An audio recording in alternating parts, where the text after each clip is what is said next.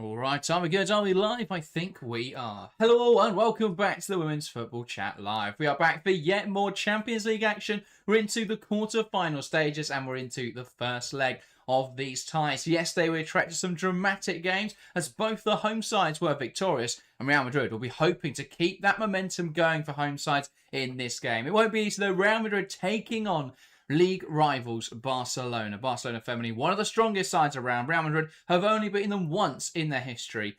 Harry, can they beat them tonight? Well, it would be a perfect time to do so, but yeah, a massive task ahead of Real Madrid going into this one. They have struggled really to contain Barcelona over the years, and tonight is expected to be no different for them. But can they come up with something magical on the Champions League stage? That's what the quarterfinals are all about at the end of the day. But Barcelona, they'll be wanting to kick off well here, have a strong first leg with Leones faltering a little bit against Wolfsburg, with reigning champions Arsenal picking up a strong win. It's now Barcelona's turn to kind of just, land that blow and show where they're really at as we get into these, get into the crunch point of the European competitions. But yeah, a tough task for Real Madrid. Barcelona, full of quality, wanting to go all the way and win it once again, especially after last year's disappointing loss in the final. But yeah, should be a really, really good 90 minutes between two domestic rivals. Yeah, I mean, it's been a weird season for Barcelona. At the start of the campaign, they lost a lot of players, and I think there was some very justified fears that they had too small a squad and that injuries would cause them issues. But they've been able to integrate some incredibly talented young players, and yeah, I think that it's put them in a position where actually they're okay. They've rotated a lot in the league, and they've now got some young players too making a start this evening who've played very little Champions League football, but they're deemed ready for this kind of occasion, especially against Real Madrid side, who they've got such a strong record against. So I don't think they're infallible, and I think there are weaknesses that can be targeted. But yeah, I think it's going to be interesting to see what Real Madrid can muster up this evening. Let's dive into the lineups out of this one. Well, firstly, welcome our spirits. Welcome Ryzen to the stream. Ryzen saying, evening boys, not expecting this match to put me on the edge of my seat. Well, you never know. We'll have to see. Maybe it will. Let's get into the starting lineups. We'll begin with the hosts, Real Madrid. We're at the Estadio Di Stefano this evening. That's going to be interesting to see whether Real Madrid can pose a threat to their league rivals. In goal, it's Misa Rodriguez, a back four of Navarro, Mendes, Lacra and Holmgard. In the midfield three, Angeldal, De Brits, the deeper options, with Weir playing that more advanced role. And on one wing, it's Athenea. On the other, Linda Caicedo. And leading the line, Naomi Feller. Pretty much then the same team, I think exactly the same team, apart from Holmgard coming in over Yasmin, that we saw Real Madrid line up with in the knockout playoff round. They were a little shaky there, but did well to get past Paris FC. Does that make sense then? We're seeing the same lineup this evening. Yeah, I think so. It's probably one of their stronger lineups that they've got available to them with the squad, and it seems something that Pau Casada has kind of settled on since he took charge. I think, as you say, there's definitely strengths in this Real Madrid side. I think Caroline Weir has enjoyed a phenomenal European campaign so far. Linda Caicedo is always a bright spark and someone that could cause Barcelona problems today. I think that, again, the midfield is full of quality names, but is it going to work tonight? That'll be very, very interesting to see. I think defensively, individually, they've got some good defenders in that back line, but they've been way too open and way too leaky in certain games, both domestically and in the Champions League. So it's the usual Real Madrid 11 with the same strengths and the same weaknesses, which Barcelona will be very aware of.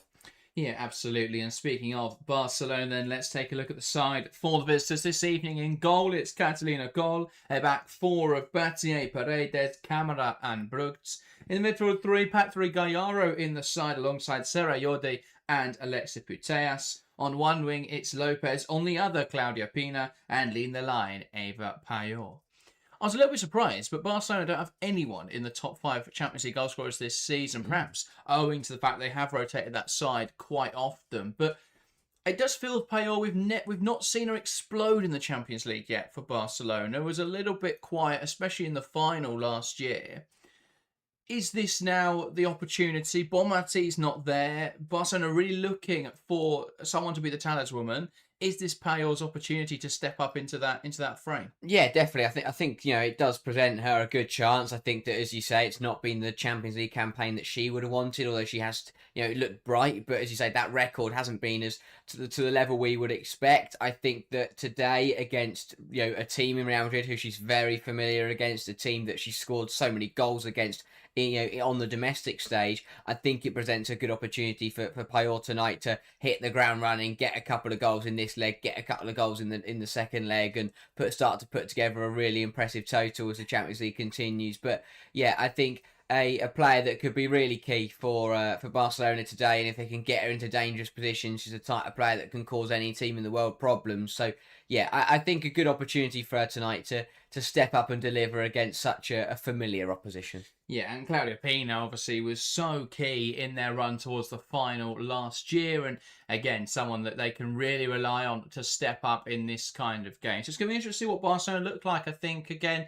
a lot of people perhaps looking at Lyonnaise for the top of this year. They were a little bit messy last night, though. A lot of Arsenal fans believe they can go back to back, but I think, again, we're forgetting that Barcelona are just an incredible team, really, aren't we? But yeah, they've still got the strength, and provided they can avoid injuries, which, considering they've pretty much already won Liga F and can rotate in that competition, they probably can. So, yeah, going to be interesting to see what Barcelona can do. I think the quality's absolutely there in the squad. The big question marks around Pere Romieu. Is rumoured to get a new contract in the next few weeks, which will see him remain the Barcelona manager for the next 3 years. That's a long commitment for a manager who I think hasn't yet shown that ability to get them over the line, particularly in the Champions League. And I think the final last year showed that problem. And of course, people draw comparisons with the fact that Geraldes lost his first final, but losing a final to Lyon, who were one of the best teams in the world at the time, and then going on to win the next 2 or 3, I think it was, is very different to losing a final where you are the strongest team in the world against an Arsenal side who nobody thought was going to win that game. So there are still some questions over Pere Romieu. This is the opportunity, isn't it, this year to turn it around. Again, I think a lot of people were worried about the squad size, but they seem to have remedied that very well. Yeah, they have done well to deal with the massive outgoings that they saw at the start of the season. Young players have integrated well, and I think they've done well to replace what they did lose with those youthful talents coming through, which is a big ask, but they've managed it nicely. I think that there's there'll be a little bit of pressure on Romieu to deliver in Europe. Of course, they're once again romping it domestically, but that's a given at Barcelona. So they won't, that won't concern him too much. But it's games like tonight where that all starts. They got to the final last year and lost it, but even in ties like tonight, we know Barcelona's ability. They've got the ability to, blow Real Madrid out of the water tonight and make the second leg pointless. And Romieu needs his side to go and do that. They don't want to scrape through here. They don't want to leave it open, because that's not what Barcelona do. And that's the thing. And again, when we're looking at that Barcelona standard and Pere Romieu, can he match that? Well, that's the thing. Managers of old, Barcelona teams of old, would make tonight a bit of a drubbing, and that's what they've got to look to do. Make it convincing and put yourselves out of sight going into that second leg. Don't give Real Madrid anything to work with. And I mean, they've smashed Real Madrid domestically already this campaign, so you wouldn't expect them to have too many issues. But it's different. It's the Champions League. It's a quarter final, and it's much easier to raise your game if you are Real Madrid in that position.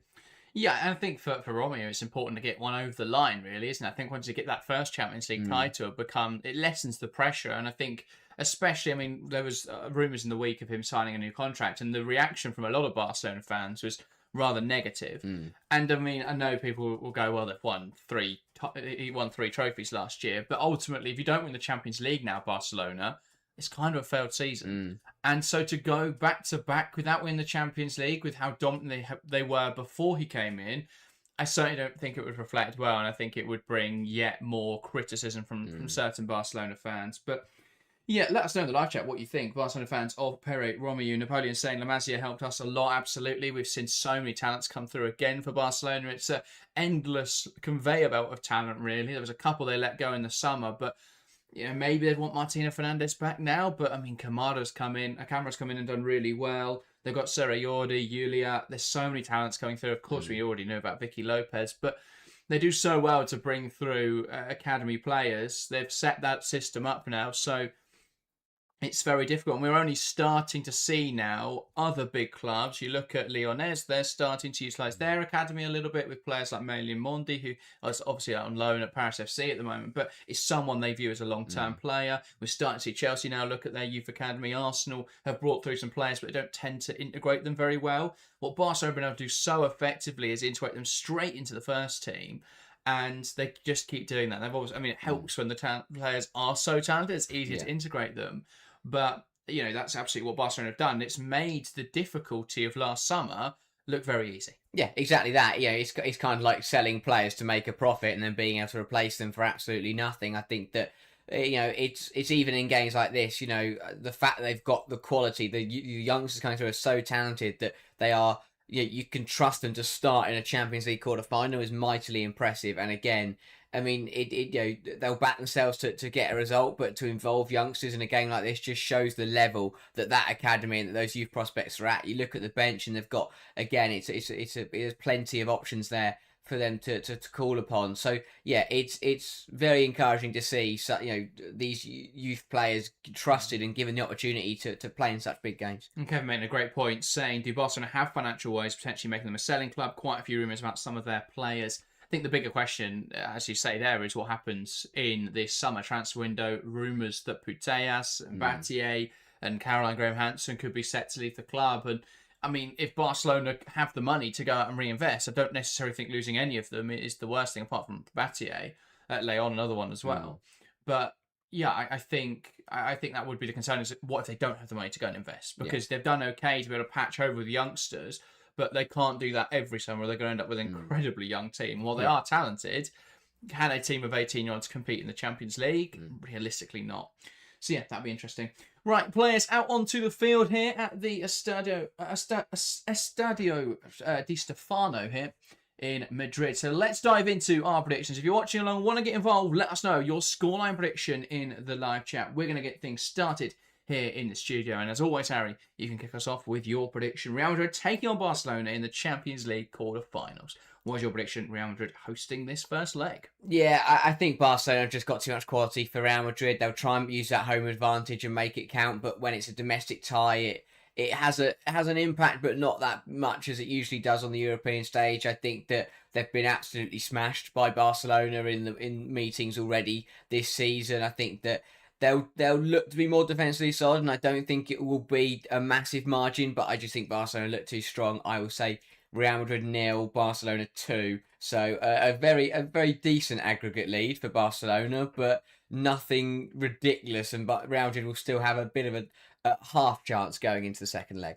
Yeah, I think I'm going to stand by my prediction from the video we put out earlier this week. I think Real Madrid have the ability to keep it tight here, and Barcelona will probably then turn things around next week in the home leg. So I'm going to say Real Madrid 1, Barcelona 1. I think it is going to be a bit tight. I think it's going to be one of those where we start to think, oh, is something going to happen here? Like we are now with Wolfsburg, Lyon, and then we get to the second leg and the stronger team are at home and they go and put a few goals past them. So yeah, I hope we get a competitive tie. The doubt with this one is that it's something like 4-0 Barcelona, and there's very little point watching the game next week. I'm hoping it's a little bit more competitive than that, and we can enjoy a good game of football. So hopefully we'll see something like that. A few predictions coming in the live chat. A27 going 3-0 Barca minimum. Fair enough. Napoleon saying 4-0 Barcelona. Kevin going for 3-1 Barca. And Phil saying 2-1 Real, just hope, rather than thinking it will happen. And the poll in chat, a similar story. 74% Barcelona, 23% Real Madrid, and 3% draw. To be fair, I think that's more for Real Madrid than I expected. Yeah, I think there is that kind of hope maybe for opposition fans of the other big clubs that Real Madrid might get something from this game. I think that they'll back themselves to score, absolutely. I think that they've got to look at the firepower in the front line. They've got to back themselves to try and at least get on the score sheet tonight, because if they do that, then it at least cancels out one of the goals that Barcelona may go on to score. But yeah, they've got to keep it tight. They cannot afford to concede more than 2 really to give themselves any sort of hope next week. But yeah, I think the majority of people just want to see a competitive tie. This is the Champions League. We don't want to see quarterfinals where sides are getting absolutely hammered or on aggregate. We want to see competitive and exciting games, and Real Madrid have got the quality to try and bridge that gap as close as possible to Barcelona, but time and time again they've failed. First 5-10 minutes absolutely crucial. They cannot afford to concede too early in this game. They've got to be defensively solid and look to start the better side. Wolfsburg were brilliant last night at being intense from the off and catching Leonez out. Real Madrid have got to look to do something similar today. Absolutely. Well, Barcelona to get us underway in this game in Madrid, and it's Eva Payor from the middle, waiting for the referee's whistle to get us underway in this match. Referee checking our watch, doesn't want to start this game too early. But now, preparing proceedings. And eventually, we might get underway.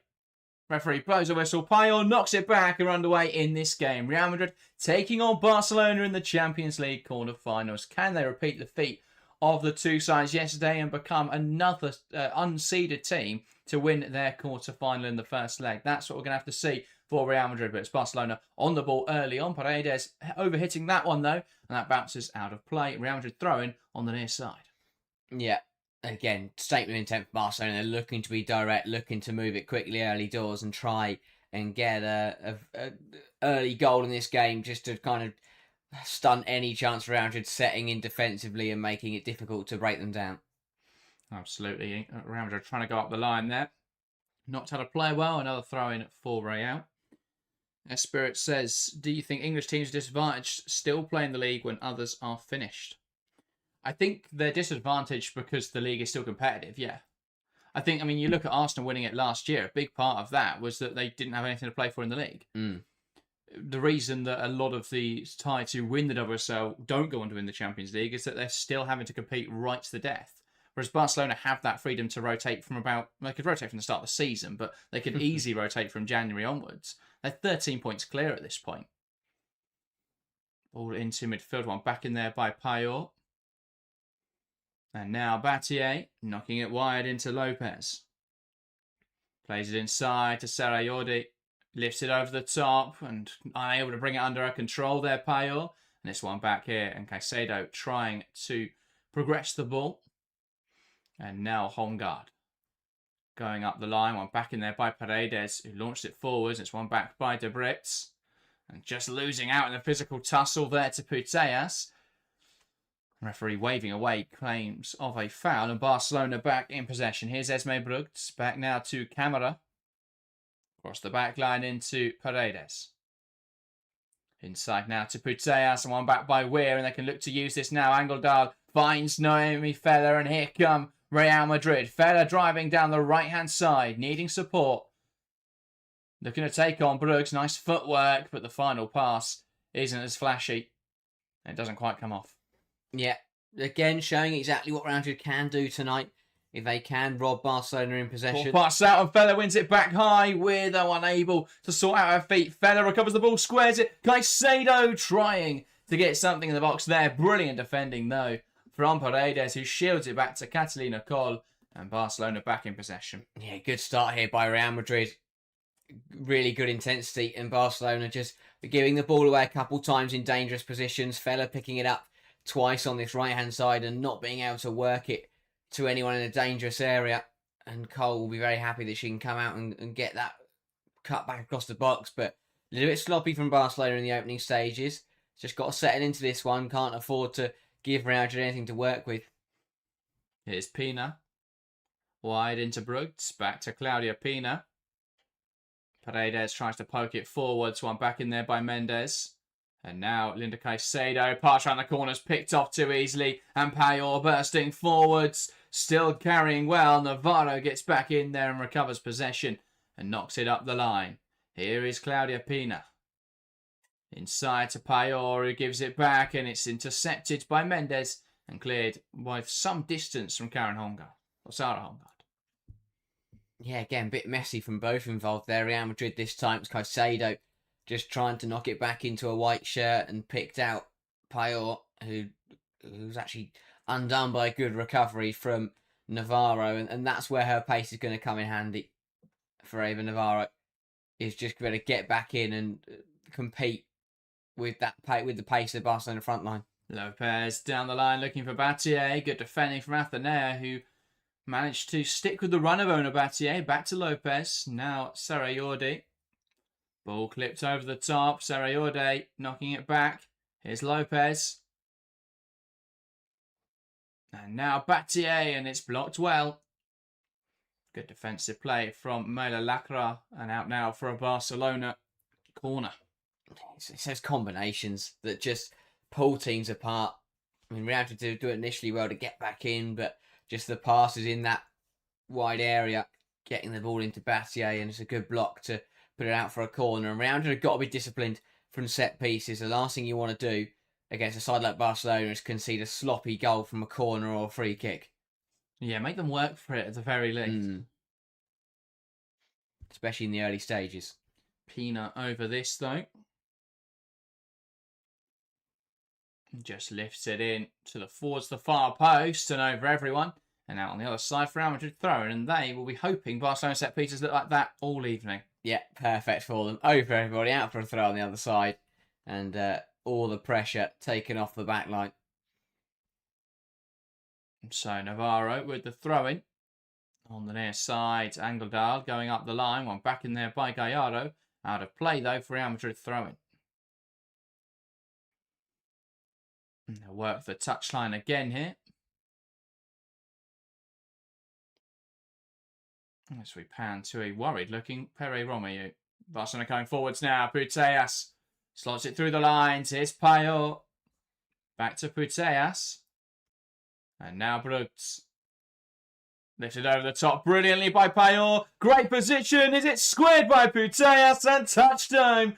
Ever Payot scores, and there'll be an argument here from Real Madrid, but it's subtle about offside. And after 6 minutes, Barcelona have their breakthrough.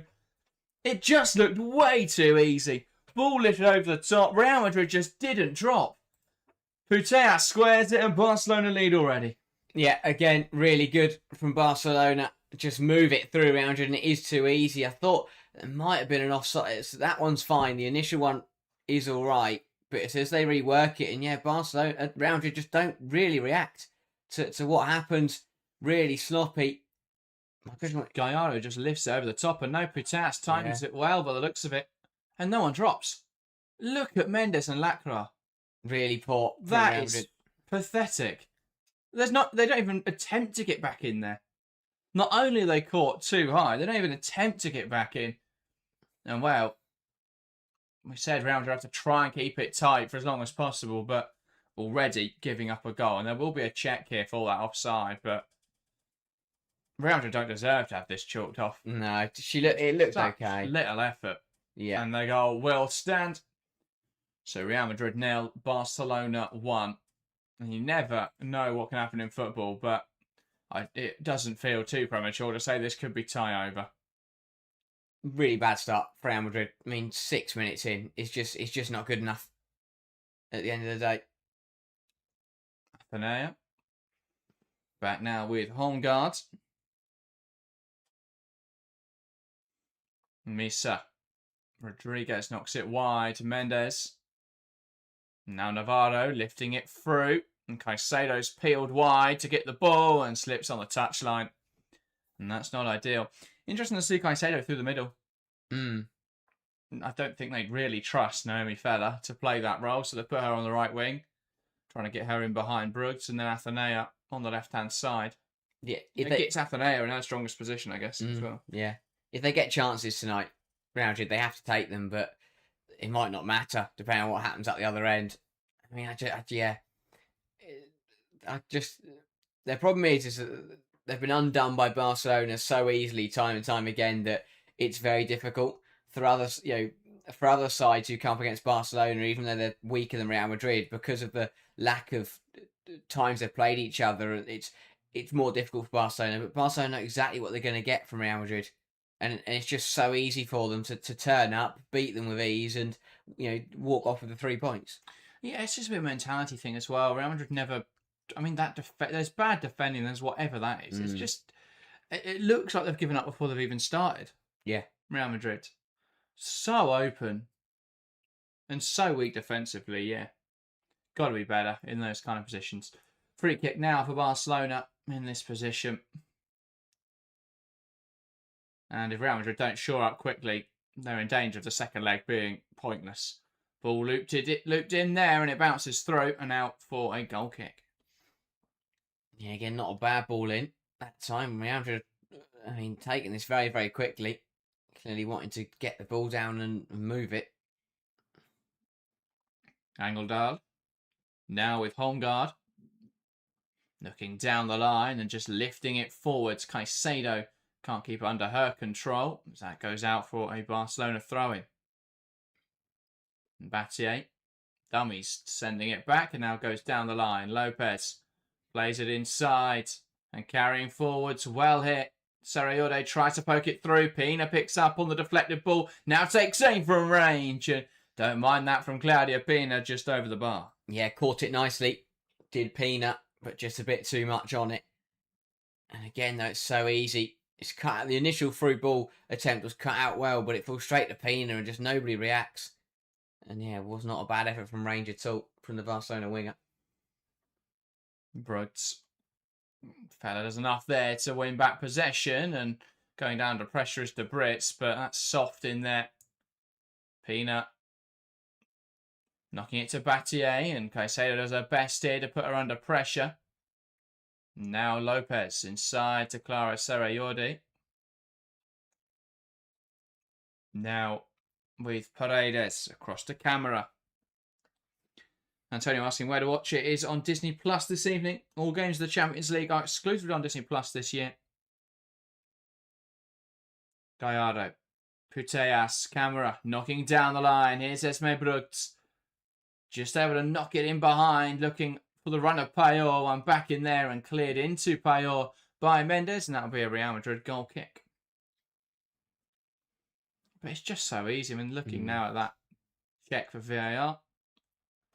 Yeah, onside by a decent margin. To be fair, that wasn't the one that I thought was tight. Yeah. But I imagine they checked both.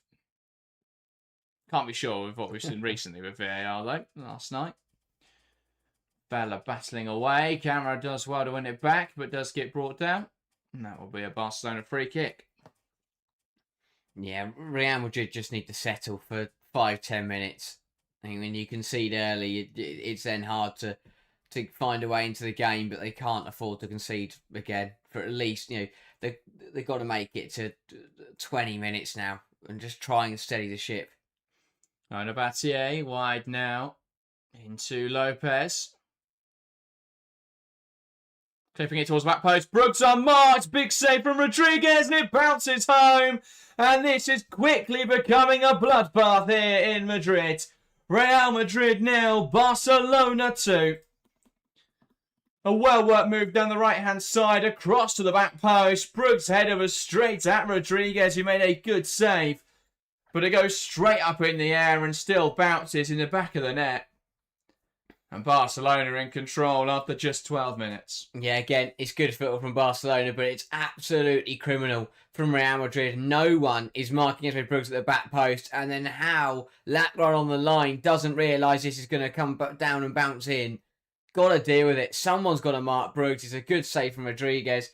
And yeah, Lacroix's got to judge that ball better and realise that it's going to come back into the goal. And yeah, it's a bit of an unorthodox one, but Barcelona are already in complete control of this game. I mean, Real Madrid are looking around like it's someone else's fault. Yeah. The defence has been awful. Absolute. That whole back line has been awful so far. No one marking anyone in the box. So sometimes you look at those kind of situations and, Brooks as a left back maybe has got there and they've stretched that line and they've been outnumbered. The other defenders aren't marking anyone. Yeah. What are they doing in there, Real Madrid? It's embarrassing already. Yeah, I mean, where do they go now? The game plan's completely out the window because the idea was to be defensively solid and to be compact. They're 2 goals down inside 13 minutes. They've got nowhere to go now. They know they haven't got the quality to pull Barcelona back, and they know they haven't got the defensive solidity to prevent this from being any more than 2. They're bang in trouble now, and it's a shame because this is now a 2-legged tie where you feel like they're going to just have to sit there and hope that it doesn't get too bad. I mean, that's what they've done so far. The defending, it's awful. Absolutely. There's no organisation, no structure. Just doesn't seem to be any desire, any belief. And I mean, Real Madrid have thrown so much money at this project over the last few years, but doesn't ever feel like they're getting anywhere. Midfield's been bypassed with way too much ease, and the backline just don't seem interested. They will get us restarted now. Rodriguez went down for a moment. We are now back underway. Angeldal knocks out towards the right-hand side, trying to target Fella in behind, and Fella will get there. Goes around Esme Brooks well. Can she find the cutback? And, well, that cross, not what Real Madrid needed. No. Again, it's positive, and they have been positive. And that's all well and good coming forwards and trying to get in behind and make things happen. But if it's going to leave you open defensively, then what's the point? You know, there's no point looking positive coming forwards if it just leaves you outnumbered and all over the place at the back. And yeah, but I mean, Barcelona, of course, they've played well, but they're not even out of second gear. Lovely dribbling from Athenea. Can she find a teammate now? Pina catches her in the challenge, and the referee rightfully awarding a free kick. Took her a moment to come to that decision, but ultimately making the right one. Yeah, Pina just dives in and stands on the foot of Athenea, who's, again, free kicks are something that Real Madrid have got to use, but I mean, Barcelona, 2 shots on target, 2 goals. Yeah, it's way too easy. As I say, it just leaves Real Madrid in a very difficult position now, because what on earth do they do?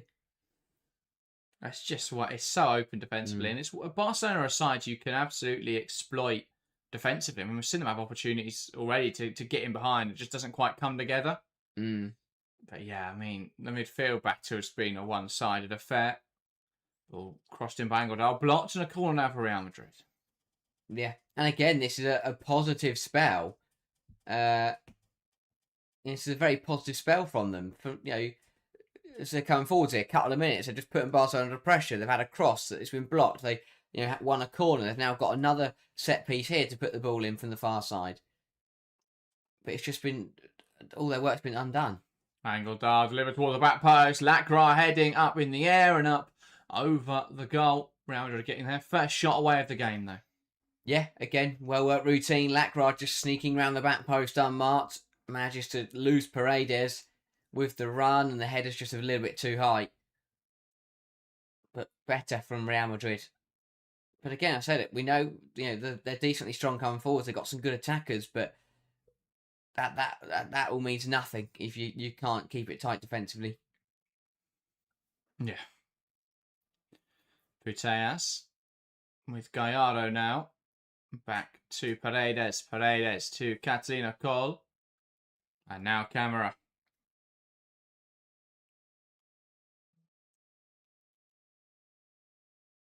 Across the back line into Paredes. Gallardo around the corner well into Lopez. And one high at the pitch is Caicedo.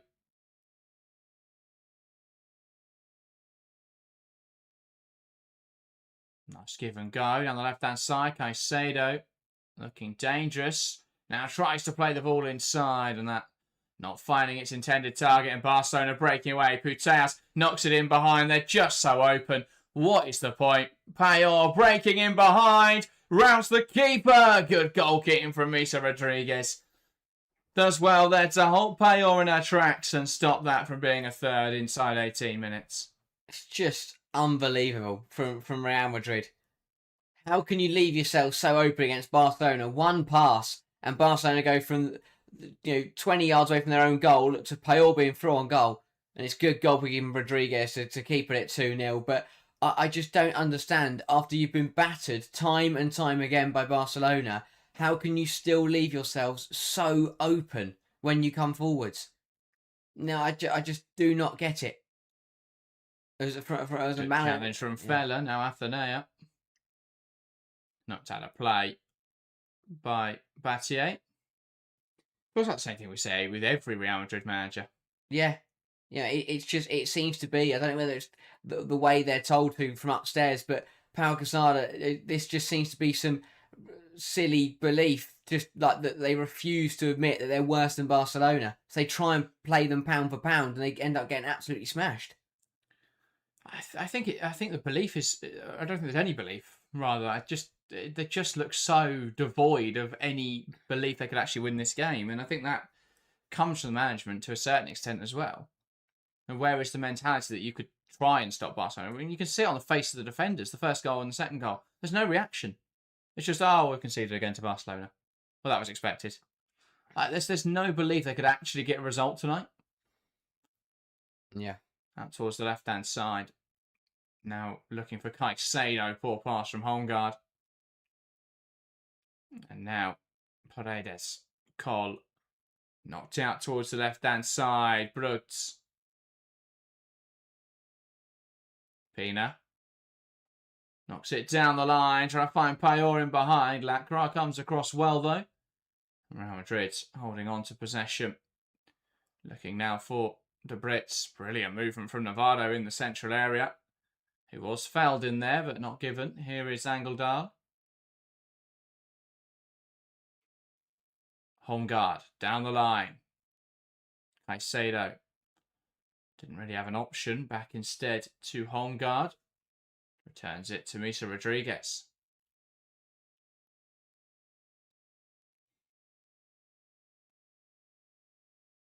Ball clipping towards the forward players. One back again, though, by Paredes. Yeah, I just think that the game plan is all wrong. You know, they've tried to be aggressive and they're trying to get on the ball and, you know, try and beat Barcelona with, you know, with playing possession football. It's not the way to do it at all. You know, you look how Arsenal won the Champions League final last season. Look how other teams have got results against Barcelona. You sit deep, you sit compact, you play counter-attacking football. They've got brilliant attackers that are suited to counter-attacking football. Fast forwards that are good in behind. So just drop yourselves by 5-10 yards. Give them the ball. Don't let them get into your penalty area. Be compact. And then when you turn the ball over, move it quickly and get on the pitch. But they're being aggressive. They're trying to get the ball down and play. And they're not good enough to do that against Barcelona yet. They're just not good enough. Yeah. No, I agree. I don't have much to say. Yeah. I don't think much is working out there for Real Madrid at the moment. They do seem to have lowered their line of engagement now, but it's a little bit too late. Yeah. What's the point in not conceding now? But yeah. I don't mind the high pressing. I think that's something that can work. But it just doesn't seem the structure's there. And I think, again, it feels like quite a luxury midfield. It's a lot of work for Angeldal alongside De Brits and Caroline Weir. I know that I guess their ideal would have been that they'd have had Teresa Avalera alongside Angeldal, and then you've got Avalera as the defensive midfield player, and you've got Angeldal as that utility player, a role she was fantastic at Manchester City. So it's not an ideal situation, but they've known Avalera was out since before the Euro. She picked up that ACL injury at the end of last season, so they had all summer to rectify that, and they signed De Brits, who's a fantastic footballer, and we saw that at Lyonnais, but you can't play like that. Rodriguez and Lacroix lumping into each other there. Try to deal with the ball. They do just about deal with it, though, and it stays in possession of Real Madrid. Here's Holmgaard, who flips, and that's a big mistake. Lopez to Payor, takes aim, it's blocked, kept alive on the edge. Putellas now, well, should have done a lot better from that range. Alexei Putellas. Yeah, big chances there for Barcelona to make it 3-0. It had been a good spell for Real Madrid. And then the ball went in. Rodriguez and Lacroix crash into each other. Holmgaard does well to keep it alive and then falls over. And that's the problem, is that there was a good 5 minutes there where they just, you know, they took the pace out of the game and they didn't let Barcelona come at them. And then 30 seconds where the goalkeeper and centre half crash into each other and the left back slips over and gives Barcelona, you know, the ball straight back again. And yeah, a let off that Putellas doesn't find the back of the net with that strike. Caicedo. Now to Navarro. Mendes. Navarro. Trying to slot it through the lines. Not enough on that, though. Not much of a reaction there as soon as they lose it either from Real Madrid. They do win it back now, though. Here's Caroline Weir slipping it through, looking for Athenea. Paredes will get there and knocks it home. Fella puts a bit of pressure on Catalina Cole, who knocks out to the left-hand side, but unopposed. Putellas nods it back to Pina. Now Putellas. Camera. Surveying her options. Looks across the back line to Paredes. Battier.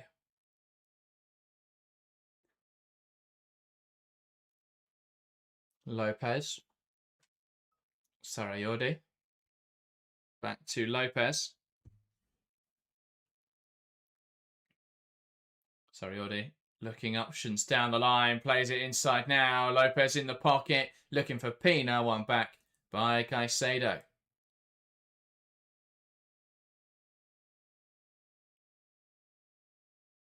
Now Mendes into Navarro. Well held on to by De Bruyne.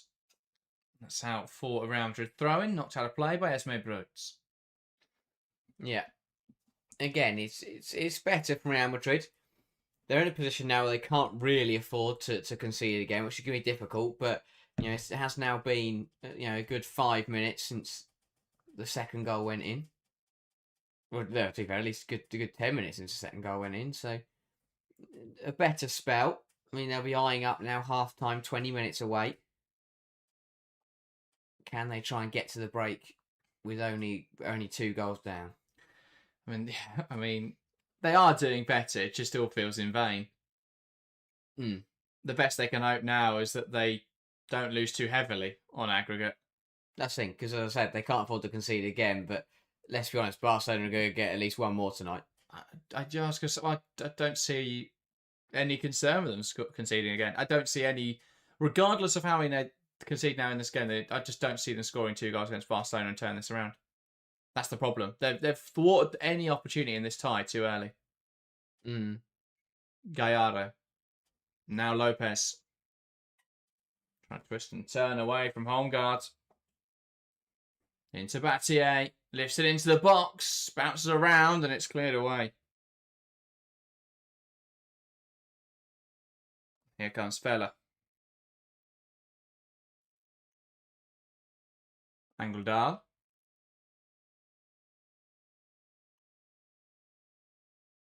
Mendes.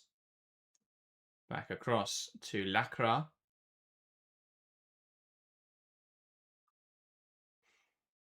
Home guard down the line. Fella.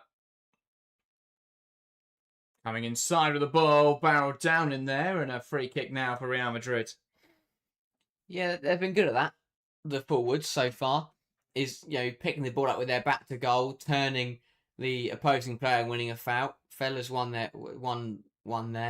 Caicedo and Anthony have both been looking to do the same thing, and again, it's positive play from the forward 3. One back well by Lopez, and here come Barcelona. Ball knocked forwards, looking for Payol. Lacra does well there, just knocking it out of play. Barcelona thrown on the far side though. Lopez. Sarayodi.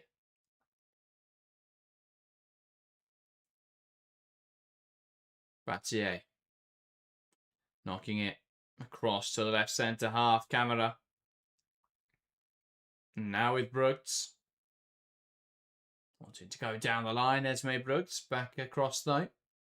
Into Paredes.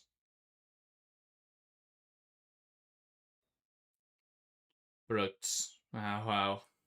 Doesn't get that delivery right, and Real Madrid let off somewhat. Yeah. Again, just look to whip the ball in towards that penalty spot and pick out someone like a Payol, but takes her own feet out. And Rodriguez can come out and claim that nicely. But they are, again, it's managing. 2 minutes away now from that 30-minute mark, which is a bit more positive once again. They've got to break the game down now in stages. And that's the thing, as you say, 2-0 is a very good scoring against Barcelona, but against any other side, it would feel like a somewhat achievable feat. But they've just got to keep going and try and keep it as low as possible. Says, where do I watch this? It's, again, only on Disney Plus. Or you can wait for the highlights, which I think at this rate are going to be 90 minutes long. Barcelona seemingly having enough chances to fill that. Paredes now out to the right-hand side. Lopez. Poking it through the lines. Loves the outside of the boot. The pass back to Gallardo to Lopez. And well done. Good defending from Holmgart to get back in there. It's back in the hands of Misa Rodriguez, who feed it to the right-hand side. Athenea. Knocks it in behind. Caicedo's timed the run well. Can she get there ahead of Paredes? She can. Caicedo into score. Rounds the goalkeeper. Brilliant from Caicedo. Real Madrid have a lifeline in this game. A great breakaway move. Athenea knocks it in behind. Caicedo times the run well. And the Los Blancos have something to celebrate in the stands. Real Madrid 1, Barcelona 2. Wow, bit of a game on here. Really good from Caicedo. And I mentioned that the forward three had been positive in this one. They've been really good at just trying to make things happen. And it's Athenea who turns the ball over and slots it to Caicedo, who's really aggressive up against Paredes. I thought she'd overplayed it, but she does well to get round Catacol in the Barcelona net and just fire it past the bodies on the line. Smart stuff from Caicedo, and it's been a good spell for Real Madrid. Last 10-15 minutes have just hung on in there, and a goal against the run of play could be a big one, and it just keeps them in this game. I said earlier they want to get on the score sheet tonight, and that is a step in the right direction. Yeah, it looked like hesitancy, but I think it's composure from Linda Caicedo. Actually just delays and rounds the goalkeeper well. It looked initially like she was just scared to take that shot and couldn't decide, but actually just seemed super composed. And Catacol had no idea which way she was going to go, couldn't get across and deal with it. And Linda Caicedo, well, that is magical, and that's exactly what we've come to expect. But that's the fallibility we spoke about with Barcelona, and it's the frustration from Real Madrid, because both the goals they conceded were defendable, very defendable, but they were so weak at the back that goal now is only a goal to get them back with a bit of a lifeline. It's not a goal to take the lead. And I think that is the real frustration, isn't it, for Real Madrid? Yeah, absolutely. I think that, and it now makes these next 14 minutes until half-time absolutely crucial, because, they can't undo that hard work, because they've done some really positive things tonight, and those two goals have let them down. But, yeah, on the flip side for Barcelona, really frustrated, because they've taken their chances well, but for a game that they've dominated, after half an hour, they've only got a goal advantage. Obviously, that could all change very quickly with things like corners. Ball knocked into the area, and there you go. Real Madrid do not get close enough to Paredes, and Barcelona re-establish their 2-goal advantage. Two teams who aren't defending particularly well here, but it's Barcelona taking full advantage. Real Madrid 1, Barcelona 3. I mean, it's absolutely criminal. Again, you've just got yourselves back into the game, back into the tie, and moments later you concede. It's so poor from Real Madrid, from a corner as well. Pina puts it on the money. No one has followed Paredes, who I'd argue is the biggest aerial threat for Barcelona. No one's gone with her. It's a free header, and she just knocks it past Rodriguez. It's so poor from Real Madrid. But again, Barcelona take their chance and re-establish the advantage. Mendes, I don't know how Real Madrid haven't looked at Mendes as a weakness and decided to bring in a centre-half, because all 3 goals now has done very little. And that one there completely loses her bearings of where Paredes is, and then just doesn't compete in the air with her. And Paredes with a free header in the penalty area. What else is going to be the outcome? Yeah, I mean, they did so well to get themselves back into, it's a good goal from Caicedo, gets them right back in the game, and then bang, a minute later, suddenly they're right back out of it again. It's just not good enough. Yeah. Camera lifting it forwards, headed away. Versus defending been banned in this year's knockout rounds. Well, I think Wolfsburg might win the Champions League. Yeah, they're the only team that can defend. Yeah. Or Mark Skinner's Manchester United. There we go. If they didn't have so many injuries, maybe Mark Skinner's Manchester United would just be good, because they have been a good defensive team in the past. Ball into the box there from Weir, blocked well by Brugt. That'll be the only positive for Real Madrid, is that they'll back themselves to try to get another one. With how open this game has been. Yeah, but I think Barcelona can score another 4. That is true. So lovely, but I just so open. So far, I mean, Wolfsburg absolutely nailed the setup yesterday. That's how Real Madrid haven't looked. Well, it's the area, and right on top of Catalina Cole, claims with ease. But yeah, I don't know what to say. I really don't. Because they've done so many things wrong, and then they did something really, but there'd also been some positives. Then they get that goal, And then the problem, but this is the problem for Real Madrid, is that you can see the top quality players they've got, but Linda Caicedo's not going to stick around if she's, the players behind her are not good enough. She signed a new long-term deal in January, I think, which is a bizarre decision. Yeah, I think she'll be regretting that because a player of her quality is currently being let down. And obviously not just her, there's other quality players on the pitch, but they are being let down by other players and a manager that I don't think really knows what he's doing.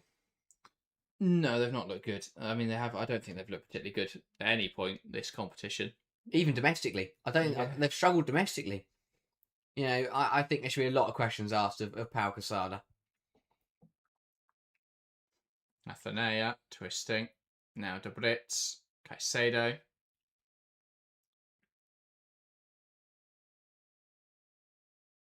Athenea loses out, and Barcelona coming forward. Here's Putellas.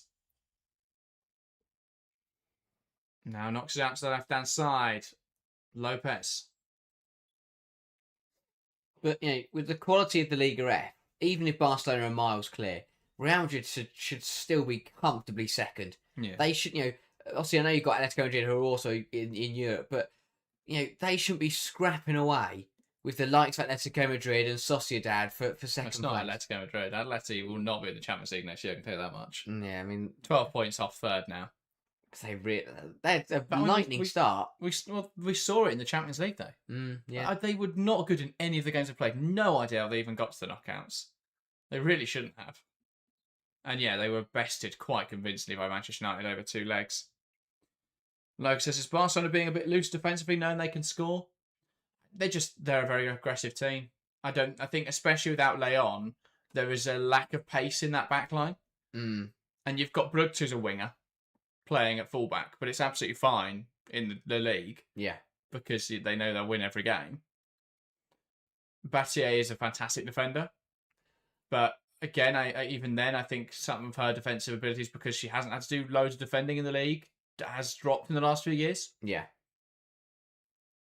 Bit of a pullback there from Payor is penalised. Free kick for Real Madrid. And again, that's an area where Pere Romeo's got to develop, because I think that the Barcelona managers in the past have been very good at toning it down a little bit and finding a bit more of a balance when it comes to the European stage. I think, Geraldes has always been one who focuses on control. But even then, I mean, his side still had some incredible attacking displays, and his Lyon team, were poor defensively. Yeah, true. Last night against Wolfsburg. But they were so good coming forwards. I think under Romeo, they don't move the ball quite as... Like, a lot of their plays are based on having incredible individuals rather than being a very well set up team. Yeah. And again, a lot of it is just Geraldes' system, but their fullbacks are very high. It kind of just leaves them with 2 centre-backs, and especially when you don't have Leon in there, who's a better recoverer, they struggle to deal with pacing behind. Colt. Now, 2 Paredes. It's going to be interesting to see where the tactical landscape of women's football goes, because I think all the top teams right now are vulnerable in transition. Lyoness, Barcelona, Manchester City, and the WSL. And I think all it takes is one very decent out-of-possession team to come through. And I think they'd have a fantastic season. Yeah. Putellas. Into Brugge. Maybe that's this year with Wolfsburg.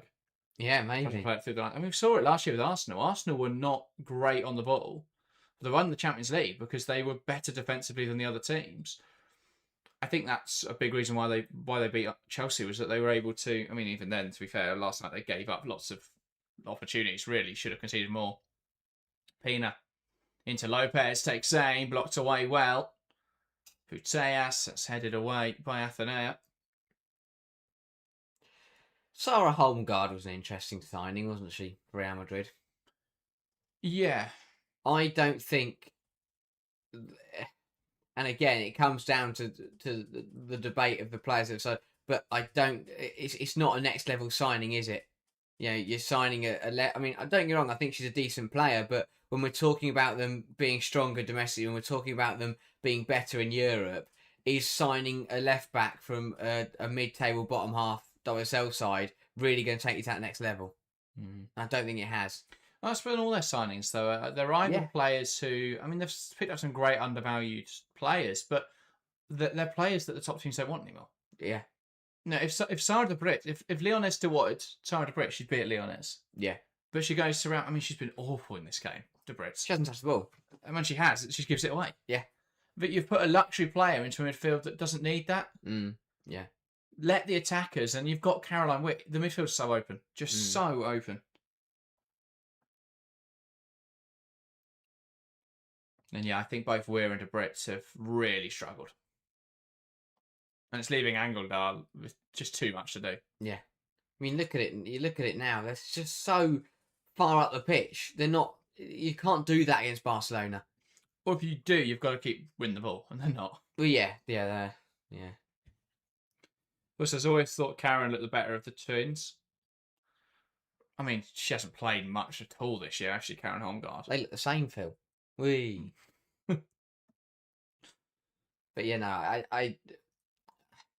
I don't understand. I didn't understand that signing, and I think it's just too many players like that either the top teams don't want, that either were at the top teams but aren't good enough for top teams anymore, or players at the top teams just never wanted.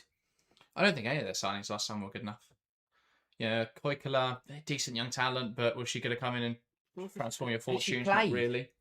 You know, like, we haven't really seen her in the Champions League at all. There are only 7 matches in the league. And that's the problem. 2 Champions League appearances, 37 minutes total. Has struggled a bit with injuries, to be fair, but yeah, they're not signs that really you see you kick on at all. No. Athena trying to cut it back. One back in there by Paredes. One high here. And a shot from de Brits. Saved well.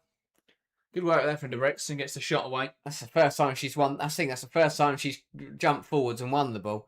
And does well to wriggle through and get a shot away. Nicks the ball off Puteas and opens up the body. But Catacol does well, gets down to her right-hand side and claims it nicely. Yeah, that is her first defensive action and first dual one of the game. 41 minutes, central midfield. Playing in the midfield alongside Angledal. Supposed to be the sort of utility player, so Angledal can be the sort of defensive midfielder in there. Yeah. Here's Caicedo. This team is genuinely Linda Caicedo in a dream. Just makes everything happen. I mean, that's probably a bit harsh to the likes of Athenea, and I think even though fellas look pretty sharp tonight, even though the end product isn't there, it's just defensively. I mean, Ava Navarro is done a decent job at times this season, but she's not a right back. I don't think Holmgaard's good enough. I don't think Mendes. One high here, Caicedo to Fella. Fella tries to play it back. A foul in there from Battier. And well, I think she'll be a little lucky to avoid going into the book here, because that was a nice combination for Real Madrid and could have been dangerous. Battier just caught out there. Yeah. Having to commit the foul. She'll play the innocent card and just say Caicedo ran into her, but she knows what she's doing. I love the complaints as well from the Barcelona defenders, as though that's not the most obvious foul. Yeah. I mean, but I'd say Battier is probably the one that was least bothered by it. Like, yeah, you're always going to protest a little bit and try and talk your way out of the book, and she hasn't been booked. But yeah. It's just like they're not used to having fouls given against them. Of course, the thing is with Real, that they've never really backed the women's team. It still feels like a box ticking thing. True. Yeah, there's just very little ambition, is there? You know, if they were ambitious this summer, they'd sign Lynette Berenstein. You know, they'd go out there and invest in those kind of players. But are they going to do that? Probably not. Ball lifted in towards the back post. It's headed away. Athenea will keep it alive. Ball in. Headed away by Camera. And now Pina trying to break away. One back well by Navarro. We've been saying for years now Real Madrid need a striker. How have they still not signed a striker? Yeah, I know. Koikala is a forward player, but again, not really ready for first team football. I mean, Comandador seems closer than the academy. Or even Iris Santiago. I mean, maybe if that's a model they can shift to, then I think it may be, you know, if they're happy to take a couple of years of pain, shifting to a model of bringing players through and developing, you know, it might, in the long run, it might pay off rather than just signing these big stars short term and, you know, punting for a year and then, because at the moment they have a new squad every single season. They have a new midfield and left back. But I think Real Madrid also got a sense of opportunity. If Barcelona's financial woes continue into this summer, and they do lose quite a few, and they don't have the money to replace them, then there is an opportunity. And I think Real Madrid have got to sense that. So I do agree, thinking about the long term, but those players are going to come through the academy anyway. And I think they've got to double down and be ambitious. I just don't see it happening. Yeah. I mean, and they've got to do, even if they saw an opportunity, they've got to make the right decisions. I mean, they signed Merla Firms, and I know she's Been injured. I know she's been injured, but Misa Rodriguez is your club captain. So, that just felt, and I think that yes, she's had her moments, but she's a decent goalkeeper. That just felt like signing Merla Firms for the sake of signing Merla Firms. And obviously, maybe she would be the starting goalkeeper if she hadn't got injured. But are you going to bench your captain and your number one goalkeeper? That's it's difficult. 2 minutes of additional time at the end of this first half. Then Barcelona in full control at the moment. And a throw in now on the near side for Barcelona. Real Madrid will be so frustrated they conceded that goal after they got themselves back into it, because since then it's Barcelona haven't really threatened. No, but the 3 times they've come forward, it's gone in. Yeah. And all 3 times the defending has been woeful. Yeah. Barca playing towards the right-hand side. Battier knocks it wide to Lopez. Of course, didn't the ownership say no games at the Bernabeu until they win the league or something? That does sound about right. Yeah, it doesn't help it's being ran by plunkers. Well, I think there's no investment from Spanish clubs in women's football, and I guess there's also no incentive to. The fact that they're still the women's clubs are still tied into the men's FFP. It doesn't encourage investment; it discourages it. No, while we've got the Premier League saying, well, you've got to invest in women's teams and really pushing the WSL and kicking it on, and we're seeing a similar thing in the Bundesliga. We're really seeing La Liga Liga F be left behind, and to be honest, if Barcelona aren't seeing the investment over the next few years, I only see them declining. I know they've got so many young talents, but if Barcelona don't keep up the investment, then they're going to be in trouble eventually. Yeah, you're asking people who like to not spend their money to try and run 2 football clubs on the same budget, which is impossible. And that's the problem. Is that the RFEF, the Spanish FA, don't view the women's clubs as separate teams. They don't realise that. I think they don't view the women's clubs as people. Yeah, no. You only got to look at who was the president of the RFEF not too long ago. Here come Barcelona down the right-hand side. Strong tackle and a foul in there from Sarah Jordi on Angeldal. Angeldal, probably the only player on the pitch for Real Madrid outside of the attacking players who's covered themselves in any glory in the first half. And that is the half-time whistle. It is Real Madrid 1, Barcelona 3 at the break. And, well, not the start to the game that the Real Madrid, would have wanted. Made life too easy for Barcelona, who capitalised fully. And while they did strike back through Linda Caicedo, the Paredes header from a corner a minute later quickly put to bed any rumours, any discussions of a comeback at the break. It is Real Madrid 1, Barcelona 3. Yeah, Barcelona in full control here then, Real Madrid with a lot of work to do, and they'll be frustrated with the way it's come about. Conceding 2 goals after 13 minutes is not good enough against any team in the world on this stage. It's the Champions League quarter-final. You cannot afford to do that. And then, as you say, they do well. They work their way back into the game. They had a good 15 minutes where they didn't concede. Then they go and get a goal of their own, and you think, right, maybe they can get back into this game, and they throw that all away a minute later. And then again, after that Paredes header, they reacted well and they kept it tight, and they've got to half-time at 3-1 down. But moments, we mentioned it last night, the Arsenal-Chelsea game. It's not as prevalent here, but just moments of rashness and bizarre decision-making for Real Madrid has killed them in this game, because for 25 minutes, they looked like a competent team that could compete. And for the rest of it, they looked miles off the standard. Yeah, I get what you're saying about moments, because the defending in those individual situations was really poor. But I think there's a deeper structural issue with Real Madrid's defensive line. There's just so many gaps. They're getting stretched too easily. I agree there's a lack of organisation, a lack of leadership in the back line. I think the fact now that all 3 of Barcelona's goals have been have been unmarked shots from within the 6-yard box. I mean, that's ridiculous. Yeah. Absolutely ridiculous. So it's just so poorly structured defensively from Real Madrid. Of course, the personnel in there have all made mistakes, and I think the setup of the midfield and the players in there don't work. I think the back line, the players aren't probably good enough. But again, the structure's so weak, it definitely doesn't help. I don't know, you just think you go a little bit more defensive in this kind of game, but instead it's just so open. There seems to be a lack of control for Real Madrid. It feels that they're both simultaneously trying to match Barcelona, but also just been nowhere near. I mean, Barcelona had 75% of possession. They've had 8 shots, 3 on target. Every shot on target's gone in. Wow. Questions have got to come as to why Melo Fromes isn't getting more opportunities.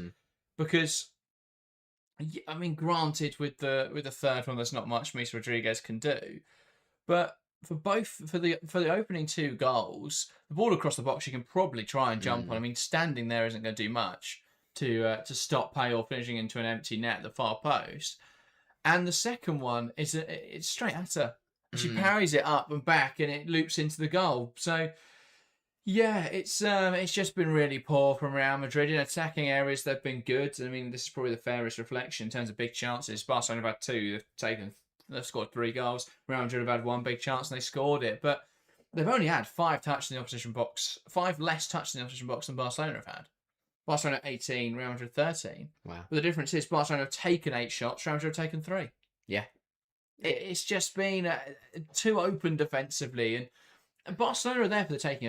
I feel that there is so much space in behind. We saw them exploit that with the goal, and Linda Caicedo did fantastically.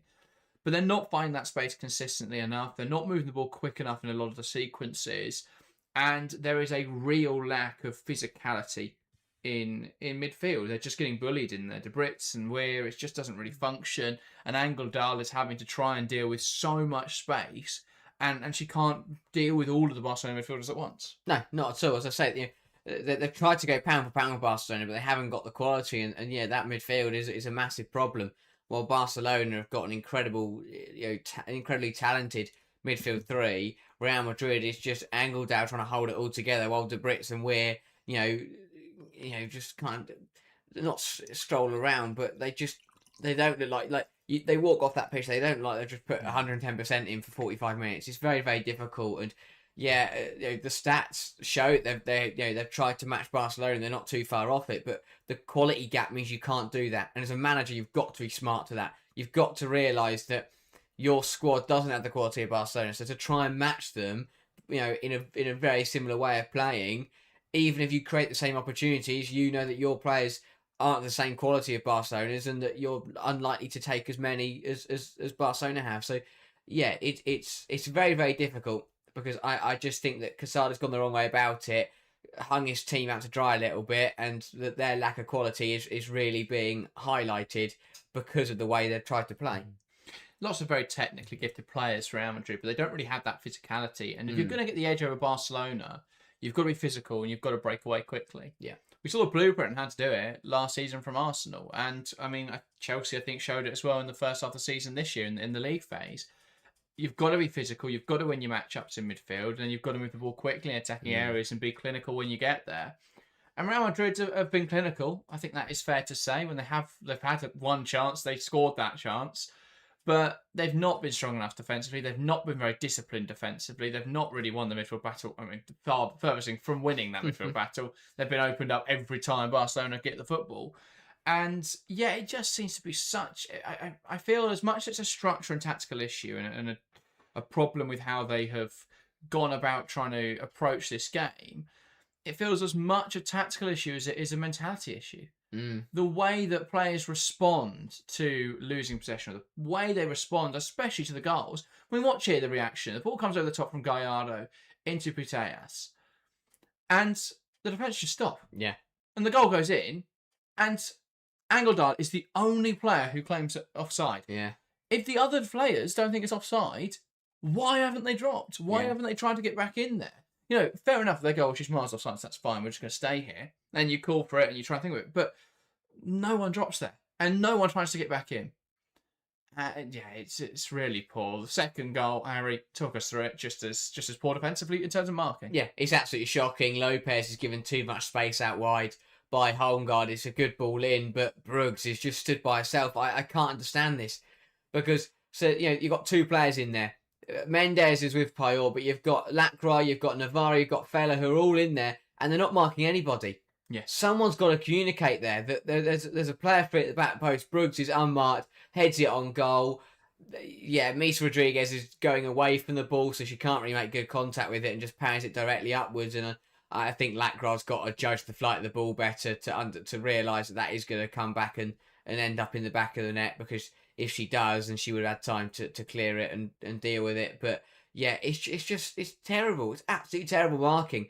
How is a player left so open on within the 6-yard box in this kind of match? Yeah, not good enough from Real Madrid. Yeah, absolutely. And I think we saw the other thing I'd say there is you can see Ava Navarro, she scans, and I think she's looking at Putellas and Pino when she's scanning. She never looks behind her. And part of me is like, well, fair enough. She doesn't know Bruggs is there, and maybe Feder and maybe Mendes should be aware of that as she's trying to marshal the back line. But no one's what's that? The goalkeeper, another player who should probably be watching those and calling, get tight, mark your player.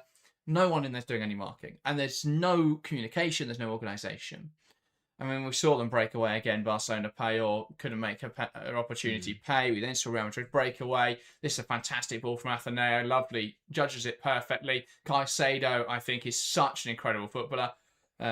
As much as she's technically gifted and fantastic, obviously with composure and finishing, what she shows there is physicality and game understanding. She can get in front of Paredes and get her body across her, and it makes it very difficult for them Paredes to compete.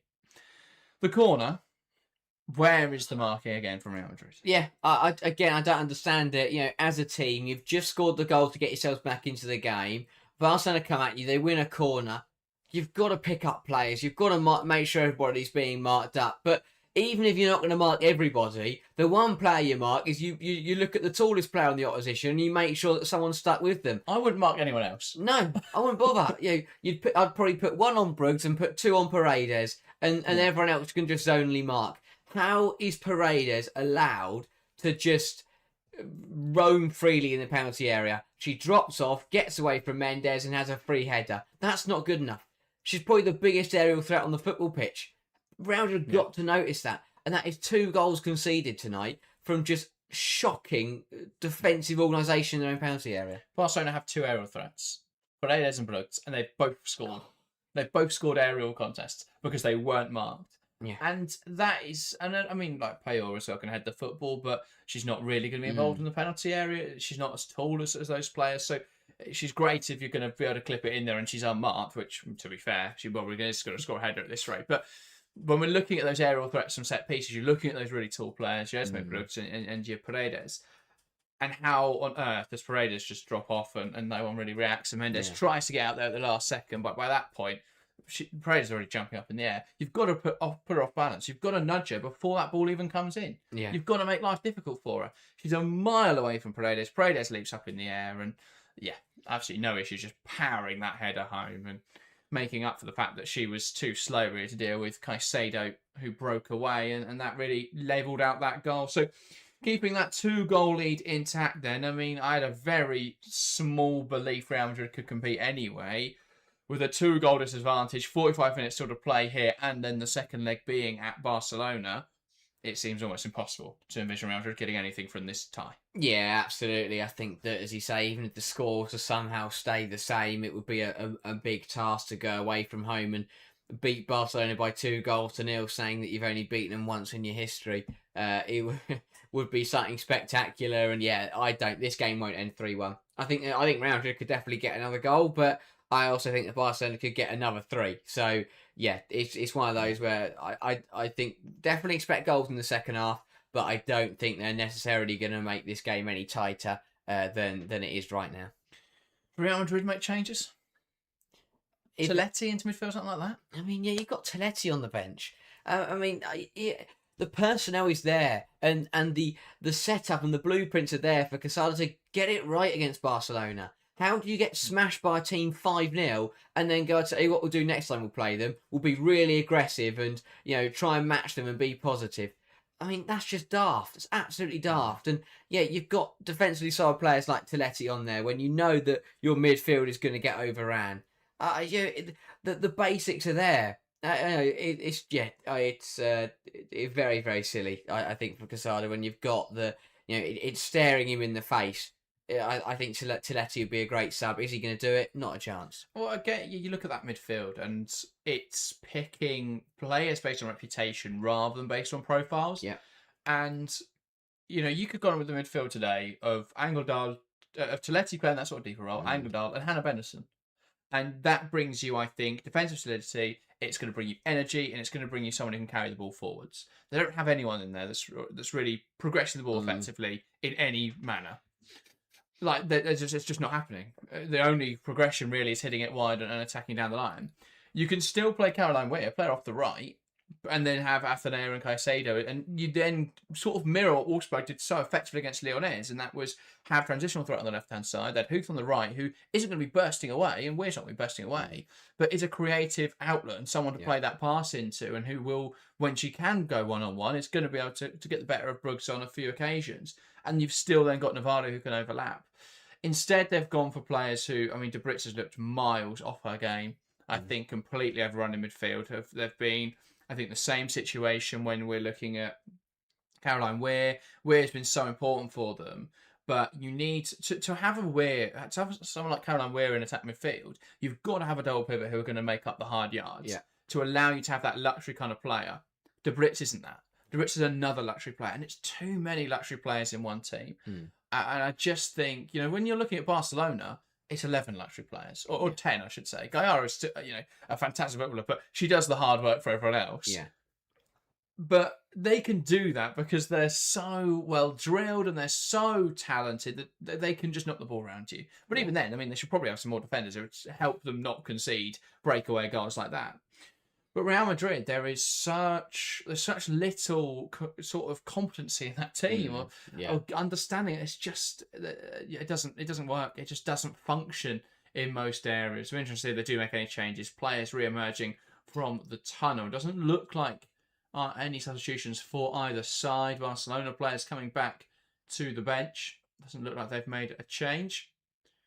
Well, Real Madrid have decided to change something up going into the second half. Phil says, outside of Arsenal and the NWSL have taken it seriously for 20 odd years, when it was an early stage of its growth. Yeah, we saw an investment from Barcelona about a decade ago, and that's, resulted in an academy that's been able to keep developing talents up until today. To this day, I should say. But the question now will be, if they don't continue that investment, will those players look elsewhere? Yeah. We're already seeing them have to sell academy talents, and academy talents looking at other options. That was never a thing for Barcelona in the years prior. You come through into the first team, you play for Barcelona. Yeah. It's been the same situation in the men's game for years. But it does feel now that due to financial restrictions, players will leave, and that has to be a bit of a concern. But Chelsea have invested for 10 years now, so it's starting to come. But I do broadly agree, people haven't taken it. It's still very early for the women's game. Either way, Real Madrid getting us back underway in this game. Not backed by Caroline Weir. No changes for Los Blancos. We're back underway in this second half. On guard, losing the ball, trying to run it into a central area. Overplaying there as Angledal goes down the line. Fella tries a flick. Dealt with by Bate, out for a Real Madrid throw-in. Don't really know how Casada has looked at that first half and decided that no changes were needed. Yeah. I would be surprised if he has a job at the end of this season. I really would. Especially depending on where they finish in the league. But who do they bring in? Anyone. Robert Wilhelm at Real in the WSL, and look at him now getting America. Yeah, that's a less tactical league. You've got to compete in Europe with Real Madrid. For me, you give Ante Milicic money and you give him the ability to go and sign players. Yeah. And you just let him build this physical team that breaks away, and then you treat Linda Caicedo as your Wang Shuang. Yeah. And you win. Well, yeah. And I know they didn't exactly win the Asian Cup, but they don't have the quality, I don't think, anymore. But if they could be a physical side, they'll be a real threat in Europe and a real threat to Barcelona. But it's also the fact that Casada hasn't even got them playing well enough to be the second best side in the Liga F. Yeah. Or, Jocelyn Proisha Yeah. available. I think that'd be a fantastic pickup. Paredes across to Catalina Cole out towards the left-hand side. Brooks knocks it down the line. Putellas. Payor can't quite hold on to it. Here's Brooks. And a bit of a mess in. I think that's been given as a Real Madrid free kick. Yeah, handball on Payor. Don't think Just kicks up in her hand. It's an unfortunate one, but probably the right decision there. Yeah. How you're going to treat this like a deep set piece, which I think is the right way to go about it. And again, their aim will be to try and win this second half. I mean, if they come away, 3-2, then it wouldn't be impossible. Caroline, we're then over this.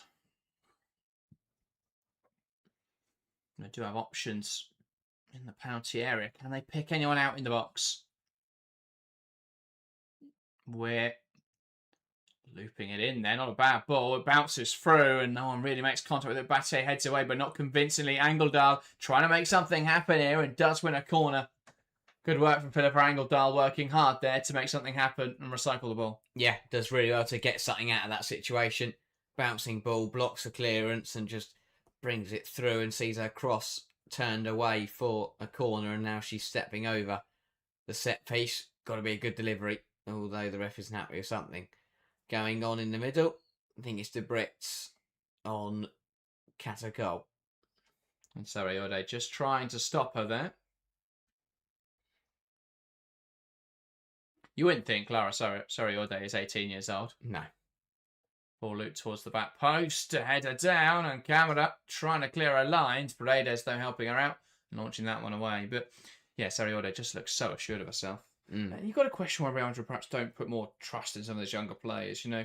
Irene Dorado might only be 18 years old, but I think from the camos I've seen of her, could easily come into sight. Fantastic from Linda Caicedo, dribbling her way through Barcelona. Now needs support. Fella clips it in there, headed away well. And now Caicedo latching on the ball, which wasn't cleared away enough. The Brits carries it into the penalty area, squares the ball, and no one meets it. One back in there by Fella. Now Angeldal back towards Fella. Real Madrid have an opportunity here, and not 100% sure what the referee has given there. I think it's another free kick for Real. I think the referee's saying that she got in the way of it.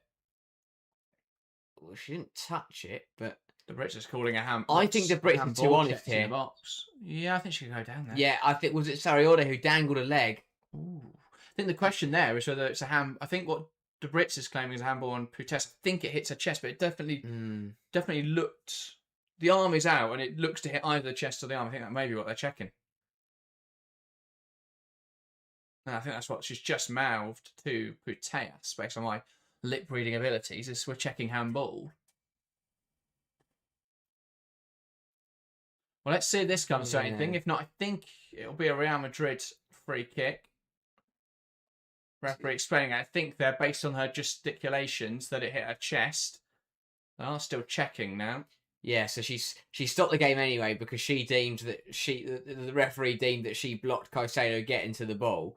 So she stopped it anyway, and yeah, nothing's going to be given. And Real Madrid get the ball dropped back to them. So then they just use the opportunity to check. Yeah. Fella. It did look like a bit of a... It was a difficult angle, but it did... It was a weird one. Look like one where she hadn't intended to hit the arm, but if it had been control of the arm, then a penalty would have been the fair shout. Guessing, based on the fact it's not been given, that it's with the body, but based on what we've seen in recent... Over yesterday's games in the Champions League officiating, I would be surprised if that should have been one. Throwing for Barcelona in this corner, then Fella was just trying to carry it forwards, couldn't keep it in touch though. But again, this is positive from Real Madrid. It's a good 5-minute spell. And this is why they'll be so frustrated about how poor they have been, at times in these games. Because, I mean, they've been the better side in the second half so far. I mean, no, we're only 5 minutes in, but... Yeah, they haven't really given up anything yet. Ball inside, Athenea picking up on that lofted pass. A bit aimless from Esme Brooks. Now, Athenea. Mendes just lumping it forwards. Blocked by Payor and out for Real Madrid throwing. Taken quickly. Fella lumped into the back of, and that's smart play from Bruce. Just getting that physical edge. Here's Serayorde, so composed in possession. Bruce. Now Camera. Across to Catalina Coll. Knocks it to the right-hand side. Battier. Paredes lifting it forwards. Nodded down by Lacra. And now Mendes. Bella trying to touch it there to Navarro. One here by Pina. And they're a little open here. Bale's gone too early. Surely the flag goes up immediately on that one. And it does. Bale was miles offside when that ball was played through. Yeah, it's a delay for that one. I mean, it's a let-off for Fella because she'd sold Navarro so short with the pass across. Yeah. And yeah, Pina does well to skip past Mendes, but Payor's got to realise there that she would end up drifting into an offside position. Been a quiet game for Claudia Pina. Yeah, not really been involved yet. Misa Rodriguez into Mela Lacra. Mendes. And now Navarro looking to go down the line, tries to hit it in behind, and Fella here chasing that ball. Kel off her line well and plays it into Esme Brooks. Brooks, she kept that on, she has. Pina. Now to Puteas. Gallardo. Paredes.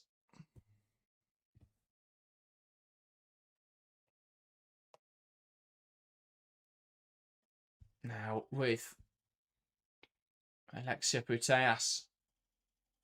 That was just to stand on the ball here and let the clock tick down. Paredes. Puteas. Knocking it in behind, and Brooks looking to chase it down. Navarro scanning for options as she wins it back. Kicks it into Esme Brooks. Sees it out for a goal kick. Smart play from Ava Navarro. Yeah, does well. Just to come away with something positive from, and that's what Rangers have got to do from moments like that. You know, win yourself a goal kick. If it happens at the other end of the pitch, be smart. Get a corner. Get a throw. And they get their Athenea, receives the ball and draws the foul. And that's what they need to do. They're just doing well to take the pace out of the game. And although it may not matter too much in terms of the outcome of the tie overall, they want it to be as positive as possible. And the longer they keep themselves in the game here at 3-1, nick a goal, get 3-2, suddenly it's a very different complexion. Ball lifts over the top, headed away. Good response from De Brits, and Paredes nodded on Athenea, knocking it forwards, and one back in there by Battier. Offside now as Barcelona will build out again from this free kick then. And yeah, Caicedo just stepped into an offside position and challenged the ball. Just a referee quick with the flag. Catalina Coll. So often we see offsides given on field in the Champions League with VAR in operation. They do tend to let them go and then they'll pull them back to see if there is a goal. Camera back now with Coll. But we've seen two there that were quite blindingly obvious. On Payor and then on Caicedo. Pass in the midfield, picked off by De Brits, who just doesn't really know what to do there. Wins it back and can't keep it under her control, and then doesn't know how to push up and challenge for a drop into her shape. It just seems to, that hesitation really gave Barcelona something to work with. Ball hit long there, and Rodriguez launching it back the other way. Barcelona throwing on the near side. Reminder as well, as if you are enjoying the stream, make sure to hit that like button. 56 likes at the moment, 150 people watching. So if you haven't yet left a like, make sure to do so. Let's see if we can get that closer to 100 before the end of the stream. And of course, if you are new to the channel and haven't yet hit that subscribe button, make sure to do so. We are pushing for 10,000 subscribers before the end of the domestic season. 2 months to go. So if you could subscribe and help us get closer to that goal, that would be greatly appreciated. Barcelona in possession now as Seriorde carries it through the team, slots it in behind. Payol to cap off the game. It's 4-1 Barcelona, taken wonderfully by Eva Payol. And a lovely move from Barcelona. They penetrate through this central position way too easily. Seriorde just with a fantastic slid pass in behind, and Eva Payol just knocking it past the goalkeeper as Barcelona take full advantage of Real Madrid being too open once again. Beautiful. Absolutely beautiful from Seriorde. Just spins past one, runs past two, and pokes it through perfectly into the path of Payol, who just doesn't get followed at all by Mendes. And Payol, one-on-one with Rodriguez, just smashes it past her into the bottom corner and probably fires Barcelona into the semi-finals in the first leg. Yeah, I was going to say, it's there's a lot of football still to be played, but a lot of it feeling rather redundant. Barcelona in full control in this game. And again, it will be a point of frustration because it's been a really good start to the second half from Real Madrid. But they're just so open defensively. Caicedo does brilliantly to get around Paredes. Can they find one back? Caicedo then knocking it inside. Gallardo blocks it. Corner for Real. And can they respond after a Barcelona goal with a corner? Yeah, potentially so. Again, really good from Caicedo, who's had the better of Paredes across this game so far. And has already made it count once. Yeah, indeed. Here is Philip Angeldal, who lifts it into the box and claimed well by Catalina Cole. That's the second or third corner that has just gone straight into the arms of Cole. Has to do better from those kind of deliveries. Yeah. Indeed, Barcelona in possession. Here's Putellas. Coach says, told you about Clara Seriorde and you laughed. I don't remember that situation, but cool. Ball out towards the left-hand side. Now Brooks goes down the line. Pina. Real Madrid now darting infield with the ball and one back in there well by Seriorde. Cole. To Battier, back inside now to Seriorde, who has absolutely shone this evening in that midfield. I mean, helps that Real Madrid's midfield is translucent in its appearance, of lack of any depth, lack of any quality, really, or steel. And yeah, they've just been played through way too easily, and that will be the crowning moment for Seriorde, making way now. And on in her place is Caroline Graham-Hansen. Because what you need to see when you're 4-1 down at home is Caroline Graham-Hansen coming on. That will see Vicky Lopez drop into midfield. Hansen coming on to the right-hand side. Ridiculous. That's ridiculous. Yeah, Real Madrid have got to make sure this doesn't get too silly in the next half an hour. Putellas now to Lopez, wide into Hansen. Coming inside from the touchline, finds Putellas, and well, Athanasia too aggressive there in her attempts to win back possession. Yeah, just catches the Barcelona captain on the back of the foot. Yeah.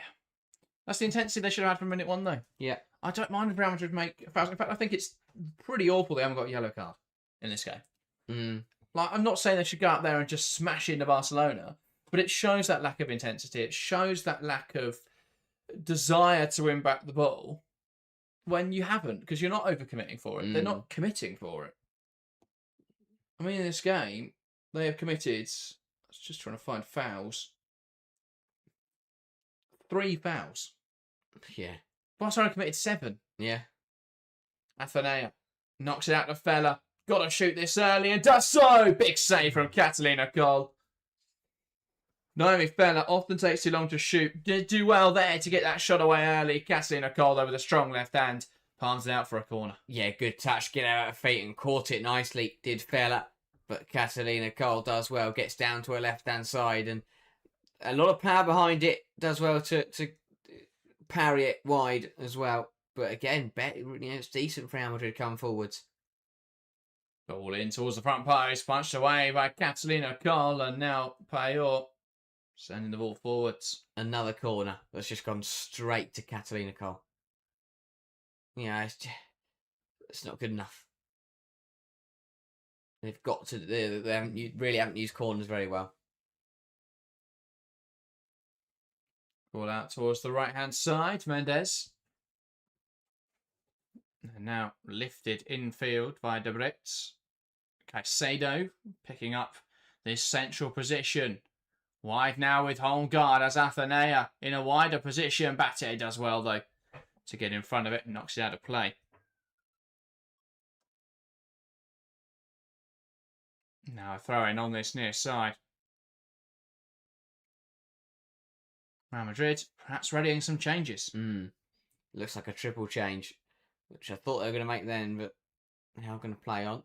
Or are they? Referee just dealing with some other disgruntlement. Ball down the line. Here is Caicedo. One back in there by Hansen, and Caicedo comes across. Battling to try and get back possession. Hansen, now Battier. Tries to go down the touchline, but it is out for Real Madrid throwing. Athenea tries to spin. Here's Lopez. Now Paredes. Camera. To Gallardo. Lifting out to the left-hand side. Here's Esme Brooks.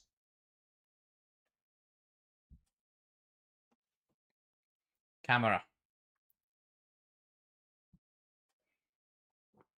Gallardo. Pina. Gallardo into Brooks.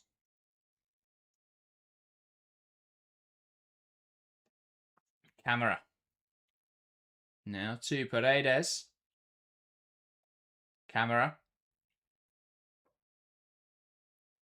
Knocked out wide by Gallardo. Here's Esme Brooks lifting into midfield. Lopez gets it under her control. Now Camera. Lopez spins well. Knocked to the right-hand side with Caroline Graham-Hansen. Will carry this ball forwards now, and home guard can't stop her. Hansen cuts it back to Lopez, and Barcelona find their fifth of the game. A nice move down the right-hand side, and a strong lead becomes even more comprehensive. Caroline Graham-Hansen gets the better of home guard, who really should win this tackle. And it's cut back to an unmarked Lopez, who slots it home with ease. Real Madrid 1. Barcelona 5.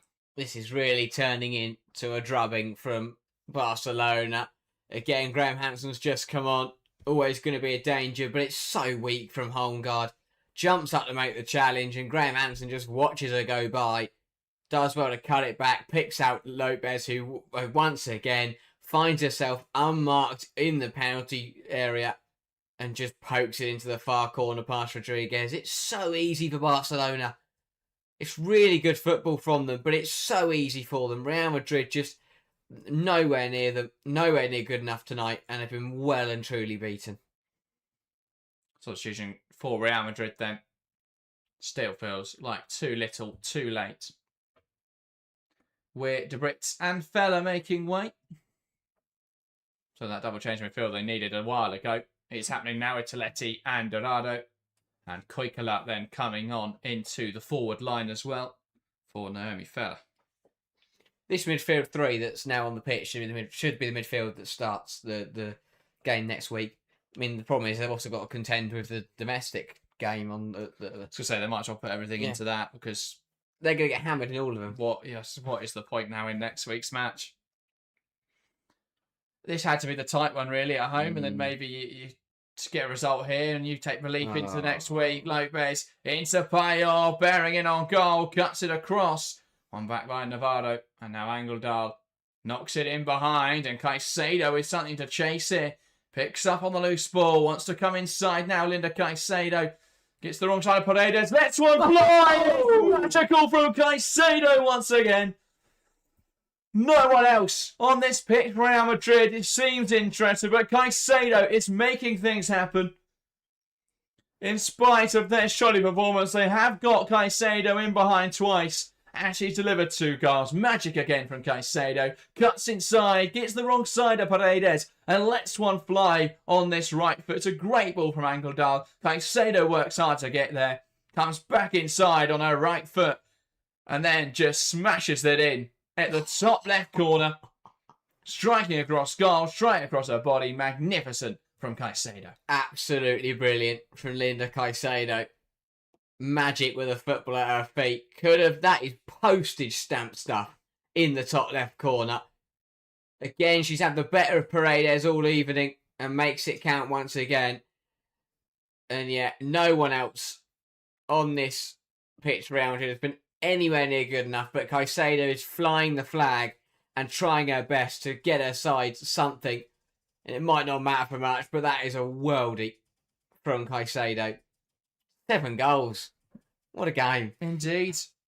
Change as well in the front line for Barcelona. Payor making way after her brace. Ama Paraluelo on to lead the line then for Barcelona. Camera to Pina. Wide to Brooks. Pina. Here is Vicky Lopez. Camera. Played into Brooks.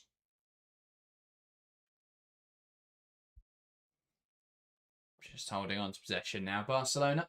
If they can find another, they would like to take it. But I think they'll also look at the fact they conceded twice tonight. That's a little bit disappointing. Perhaps Real Madrid's game plan was, maybe we'll go for it. If we get some goals, that's great. But they've just been too open defensively. Yeah. Putellas fighting away. Good tackle from Navarro, who battles hard. And Putellas does then commit the foul. Yeah, really good from Navarro. Stands her up well, dives in, gets the challenge right, then gets back up and wins a free kick of her own. Really good stuff from Navarro. But yeah, it's been a great game for the neutral with all the goals flying in. But from a Madrid point of view, yes, they've scored 2, but they've got nothing really to work with in the second leg. I mean, maybe they're going to need another one without reply at least tonight. They have any chance really of pulling off something magical. But yeah, you can't concede. Doesn't matter, as I said earlier, it doesn't matter who you are or who you're playing.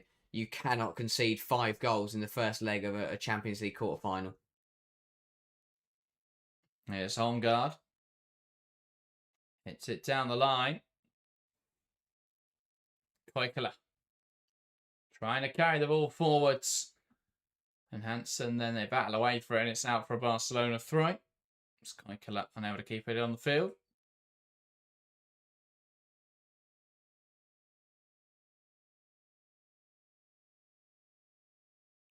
Paredes to Catalina Cole.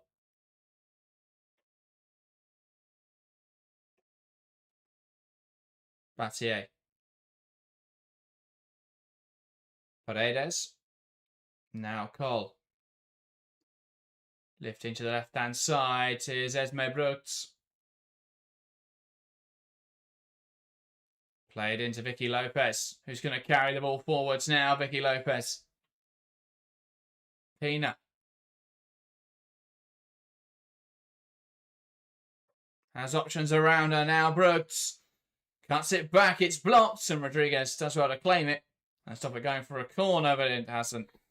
And Rodriguez, in her frustration, booting the ball away. I think the rest could be buzzing with that one.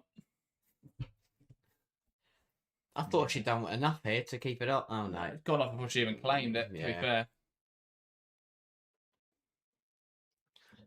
Corner for Barcelona. 20 minutes. You still feel that Barcelona could get another couple. It's just ridiculous. Maybe flip it as well. Real Madrid could also get another 1 or 2 if Linda Caicedo's in the mood. Yeah. Only person that can make something happen for Real Madrid. Oh, now delivered towards the back post. That'll bounce right through. Oh, we've seen some odd corners from Barcelona tonight. 2 now that have just been smashed right over the top. And 1 that hit the head of Paredes and went home. Yeah. Real mixed fortunes from set pieces. And Real Madrid have been poor from theirs. Crosses, free kicks, corners have all been wasted. I think every corner's gone into the gloves of Cole. Yeah. Gallardo. Lifting it over the top, looking for Paraluelo.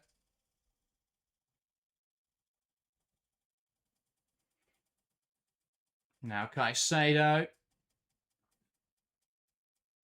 Carrying forwards here, Caicedo. Camera gets across, makes the challenge, and here comes Pina.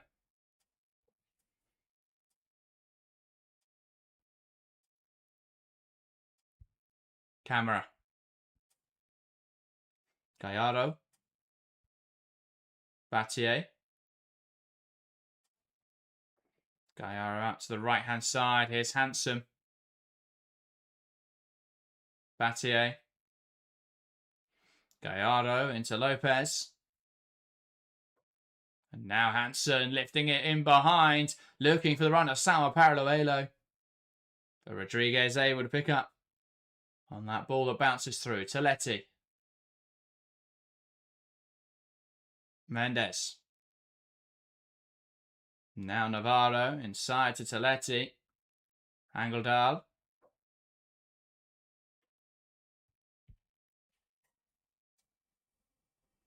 Lacroix carrying the ball forwards.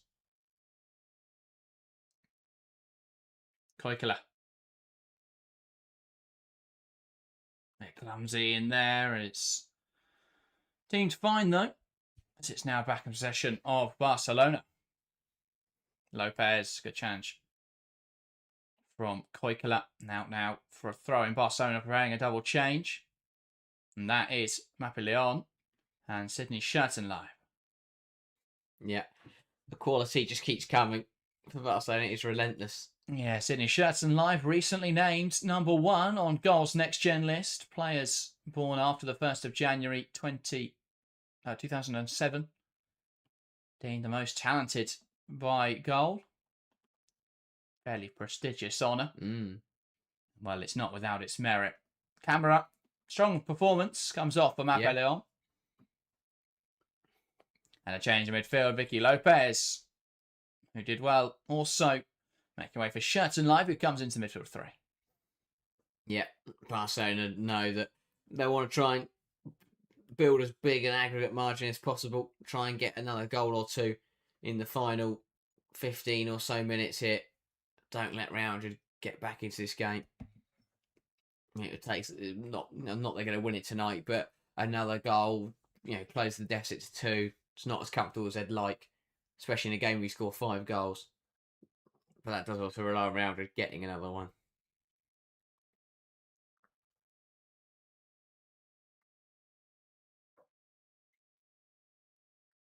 Now Pina tries to play it inside. It's blocked. Pina squares the ball and well dealt with by Rodriguez,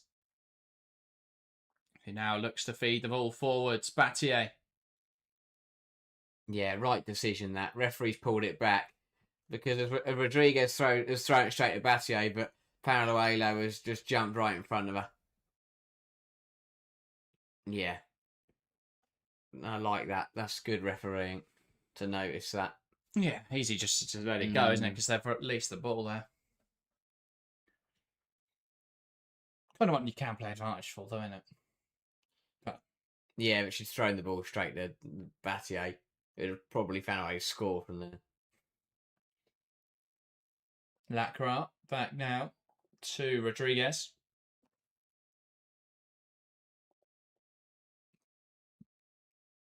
Home guard. Look to play it in behind. It'll bounce through into Katina Kopp.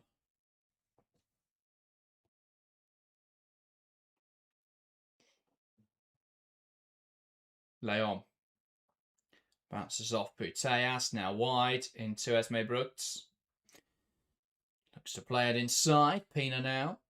Lifted over the top by Gallardo. That's a great ball. And Schertenleib will get there. Mendes squares it too early, arguably. And it runs through and out for a goal kick. Yeah. just played that ball before anyone managed to arrive in the right area and was always going to run through and out of play.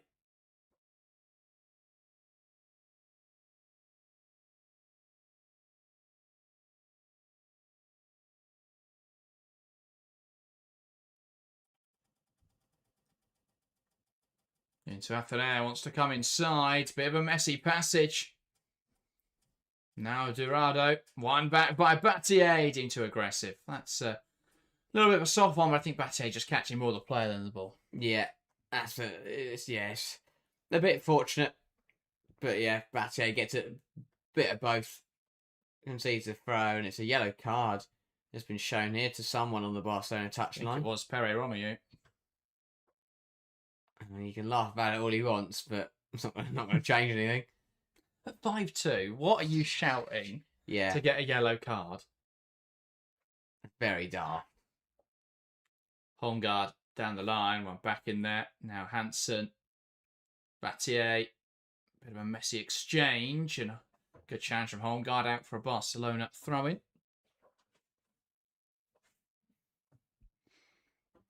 There it is, Caicedo should come to Barca. I think Barcelona need her.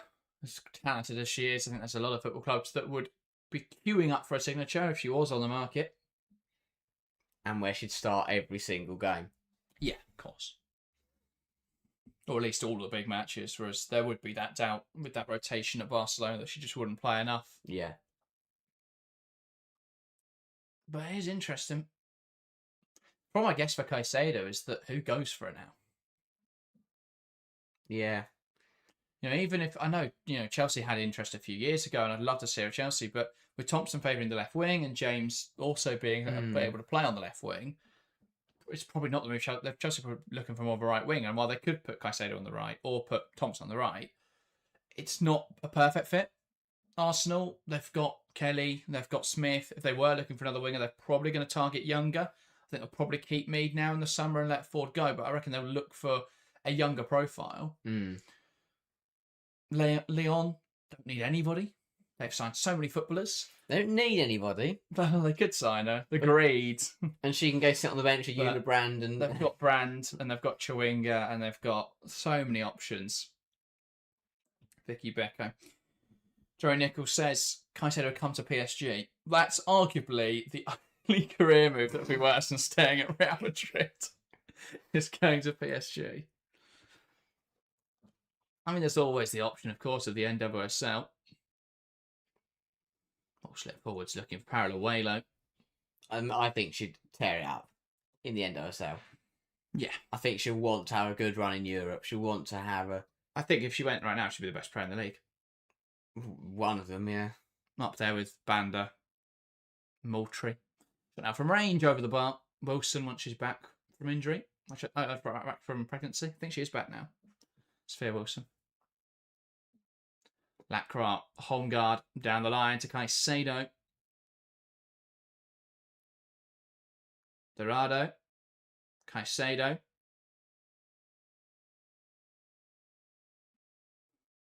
Schertenleib. Puteas. Now to Schertenleib, looks to come inside. Leon. Pina. Gallardo plays it wide. Here's Esme Brooks. Lets one fly from range. And that would have been the pick of the bunch for Barcelona in this game had that gone in. Yeah, we've seen some brilliant strikes over the last couple of days. And Brooks there trying to join the party. Not quite the execution, though. Yeah, Caicedo, Lauren James, Kelly, all scoring some brilliant, brilliant strikes. Not sure Beerenstein's will be up there, but... No. I'd argue better than Kelly's. I wouldn't. Kelly should have been saved. Really. It wasn't anywhere near the corner when you watch the replay, but yeah. Caicedo wants to come inside. Space just isn't there. Still going down the line though. Caicedo, good chance. Ramona Battier. Just brilliant. Yeah. It's also how good Caicedo is at every aspect of the game. That's very good from Athanair, but it's dispossessed. Better defending that was Gallardo who did well to get back in.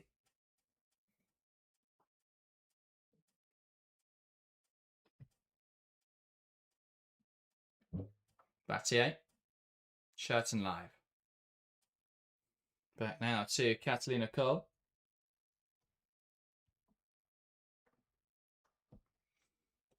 Passes inside now to Putas, who shifts it into Mappe Leon.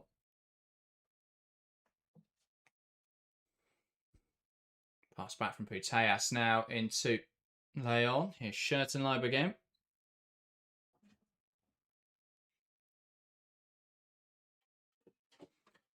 As we approach the end of this game, thanks so much for the support on this stream. Thanks everyone that's tuning in. And a reminder, if you haven't yet subscribed, make sure to do so. And if you haven't yet left a like on the stream, make sure to do that as well before we finish this game. And of course, if you stay on this stream page, you can join us for the second game. It will redirect you to our coverage of Bayern versus Manchester United in about 25 minutes' time. Shot from Caroline Graham Hansen, save well, force of Pina, and trying to overplay there, Barcelona, which is understandable, really. They're trying to pull off some nice goals, but they could be punished here. Athenea carrying it forwards. Slots it into Caicedo, looking for a hat-trick here. Linda Caicedo, can she get the shot away? Barcelona doubling up on her, and that does thwart her threat. Here's Toletti, recycling the ball. Navarro into Koikila. Wants to take on Brooks, comes inside well, it's blocked, and falls to Shirt and live, and Barcelona will just slow the ball down. Yeah, smartly they got back in there, Barcelona, and doubled up on Caicedo to prevent her from finding a third, which would have just made this tie a little bit closer than they would like. That will be I think if you're Real Madrid, you're thinking, obviously 2-0 would still be a very, very difficult scoreline to overcome, but if they can get a third goal in this game, at least it's not as embarrassing or as damaging. I don't know if it's much less embarrassing. I think where it would be a problem is that people start to look at Barcelona and maybe go, well, what are they doing defensively? Yeah, it does look more respectful, but if Barcelona do the same thing next week, it doesn't really change how embarrassing it looks. 10-6 on aggregate. It's better than 10-4. I'll give you that. Ball in, headed away. And yeah, head injury here, and that will see a stoppage to the game. Lloyd Ops the Strangers, hello lads. I guess the only surprise Real Madrid putting 2 past. Congrats Jack for getting the Leon Wolfsburg result more or less correct. You asked a 2-1, it was 1-0, yeah. Oh, well, I've undone that with predicting 1-1 here. Put it that way.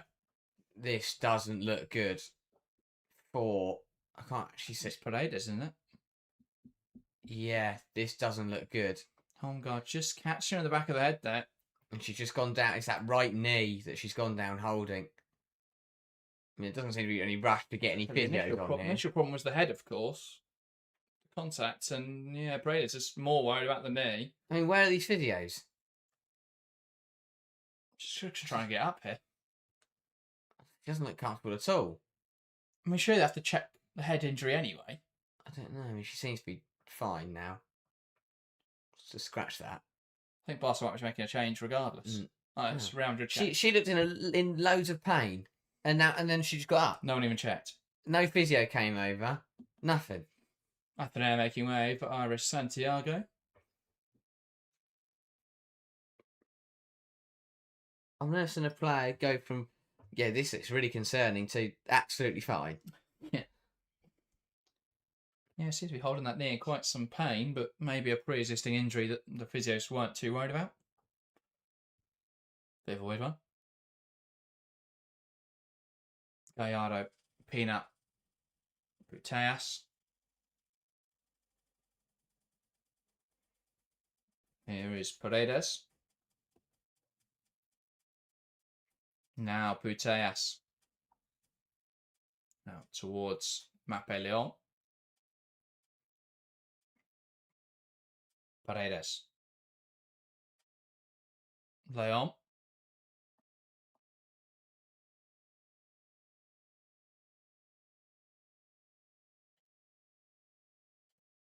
Paredes.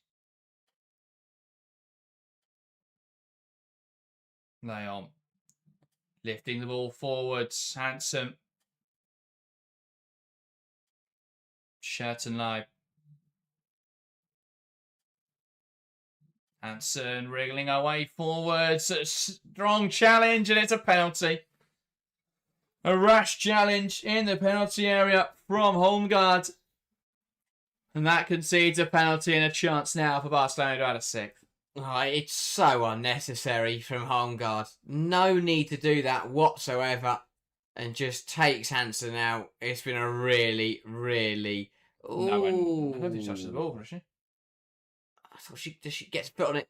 Oh, no, she doesn't. No, scratch that. Why? I don't know what she's doing. She's had such a poor game. Yeah. Such a poor game. Why did Yasmin's on the bench? Yeah, no idea. So daft. You're 5-2 down anyway. Graham Hansen's not really going anywhere, and you've just given Barcelona a chance to put themselves completely out of sight. You were saying 5-3 might not look too bad. 6-2. Stupid. So daft. Mr. Rodriguez still not happy. I'm not sure where these complaints are going to get her. But I'm not really sure what this whole conversation is between the two captains. Just get on with it. It's a penalty. It's been checked. Move on. What are you explaining? Oh, yeah, no, she definitely got nowhere near the ball. We've had a look, and no, we were right. It's a penalty. Get back on your goal line and let's play. I mean, I really can't understand what everyone in Real Madrid is complaining about here. They've been rubbish tonight. It's a poor tackle from Holmgaard. It's a definite penalty. I guess it's easier to complain to the ref than it is to defend competently. Maybe. Well, yes. Yeah. But yeah. Penalty then for Barcelona. Putellas looking to get in on the act. And I mean, this could be 6 goals across 5 different goal scorers, really flexing their attacking muscles here, Barcelona. Rodriguez between the sticks, the captain. It's captain on captain here. Putellas on the spot. Rodriguez in the nets. Putellas from 12 yards steps up and dispatches without issue. Real Madrid 2, Barcelona 6. And while last night we witnessed a masterclass in how to play defensive football and get a result against a big team, tonight we're watching a masterclass in how not to defend. Real Madrid so open, so rash, concede the penalty, Putellas makes no error. And Barcelona now 6-2 in the first leg away from home. Ridiculous from Real Madrid defensively. Barcelona taking full advantage. Good penalty from Putellas, sends Rodriguez the wrong way. Easy does it and just passes it into the bottom corner. And Barcelona in complete control. No stress about next week. They are practically home and dry with still a whole 90 minutes of football to be played. Pass to the right-hand side. Real Madrid under pressure again here, and it's in danger of getting even more silly. Back in there by Dorado, who's under pressure. And that's not dealt with. It's not good away well. Pina lifts it in there, and a good claim from Rodriguez. Rodriguez will launch the ball forwards, looking for Santiago. Brings it down well. Battles off Leon and then slips on the surface. Hansen running off the field of play.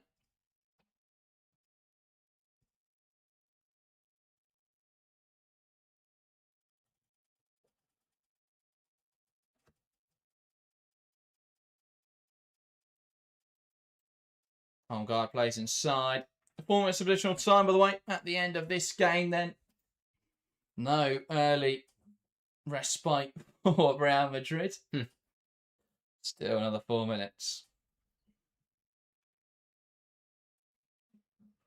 Sydney Schertenlau trying to carry the ball forwards. Here's Holmgaard. Into Caicedo. Hansen knocking it home to Catalina Coll. Yeah, it's just so many preventable goals from a Real Madrid point of view. Yeah. GT says it's Madrid playing at home. You wouldn't know it, but yes, they are at home in this leg. Well, usually you play better at home, have more of a chance at home. It's what we saw in both the games last night, Wolfsburg and Arsenal picking up results against the sides who qualified in the top 4 in the Champions League phase. Real Madrid, though, not quite being able to have the same fortune. I mean, we thought it would be a narrower manner of defeat or perhaps even a draw, but it's not been anything like that. No.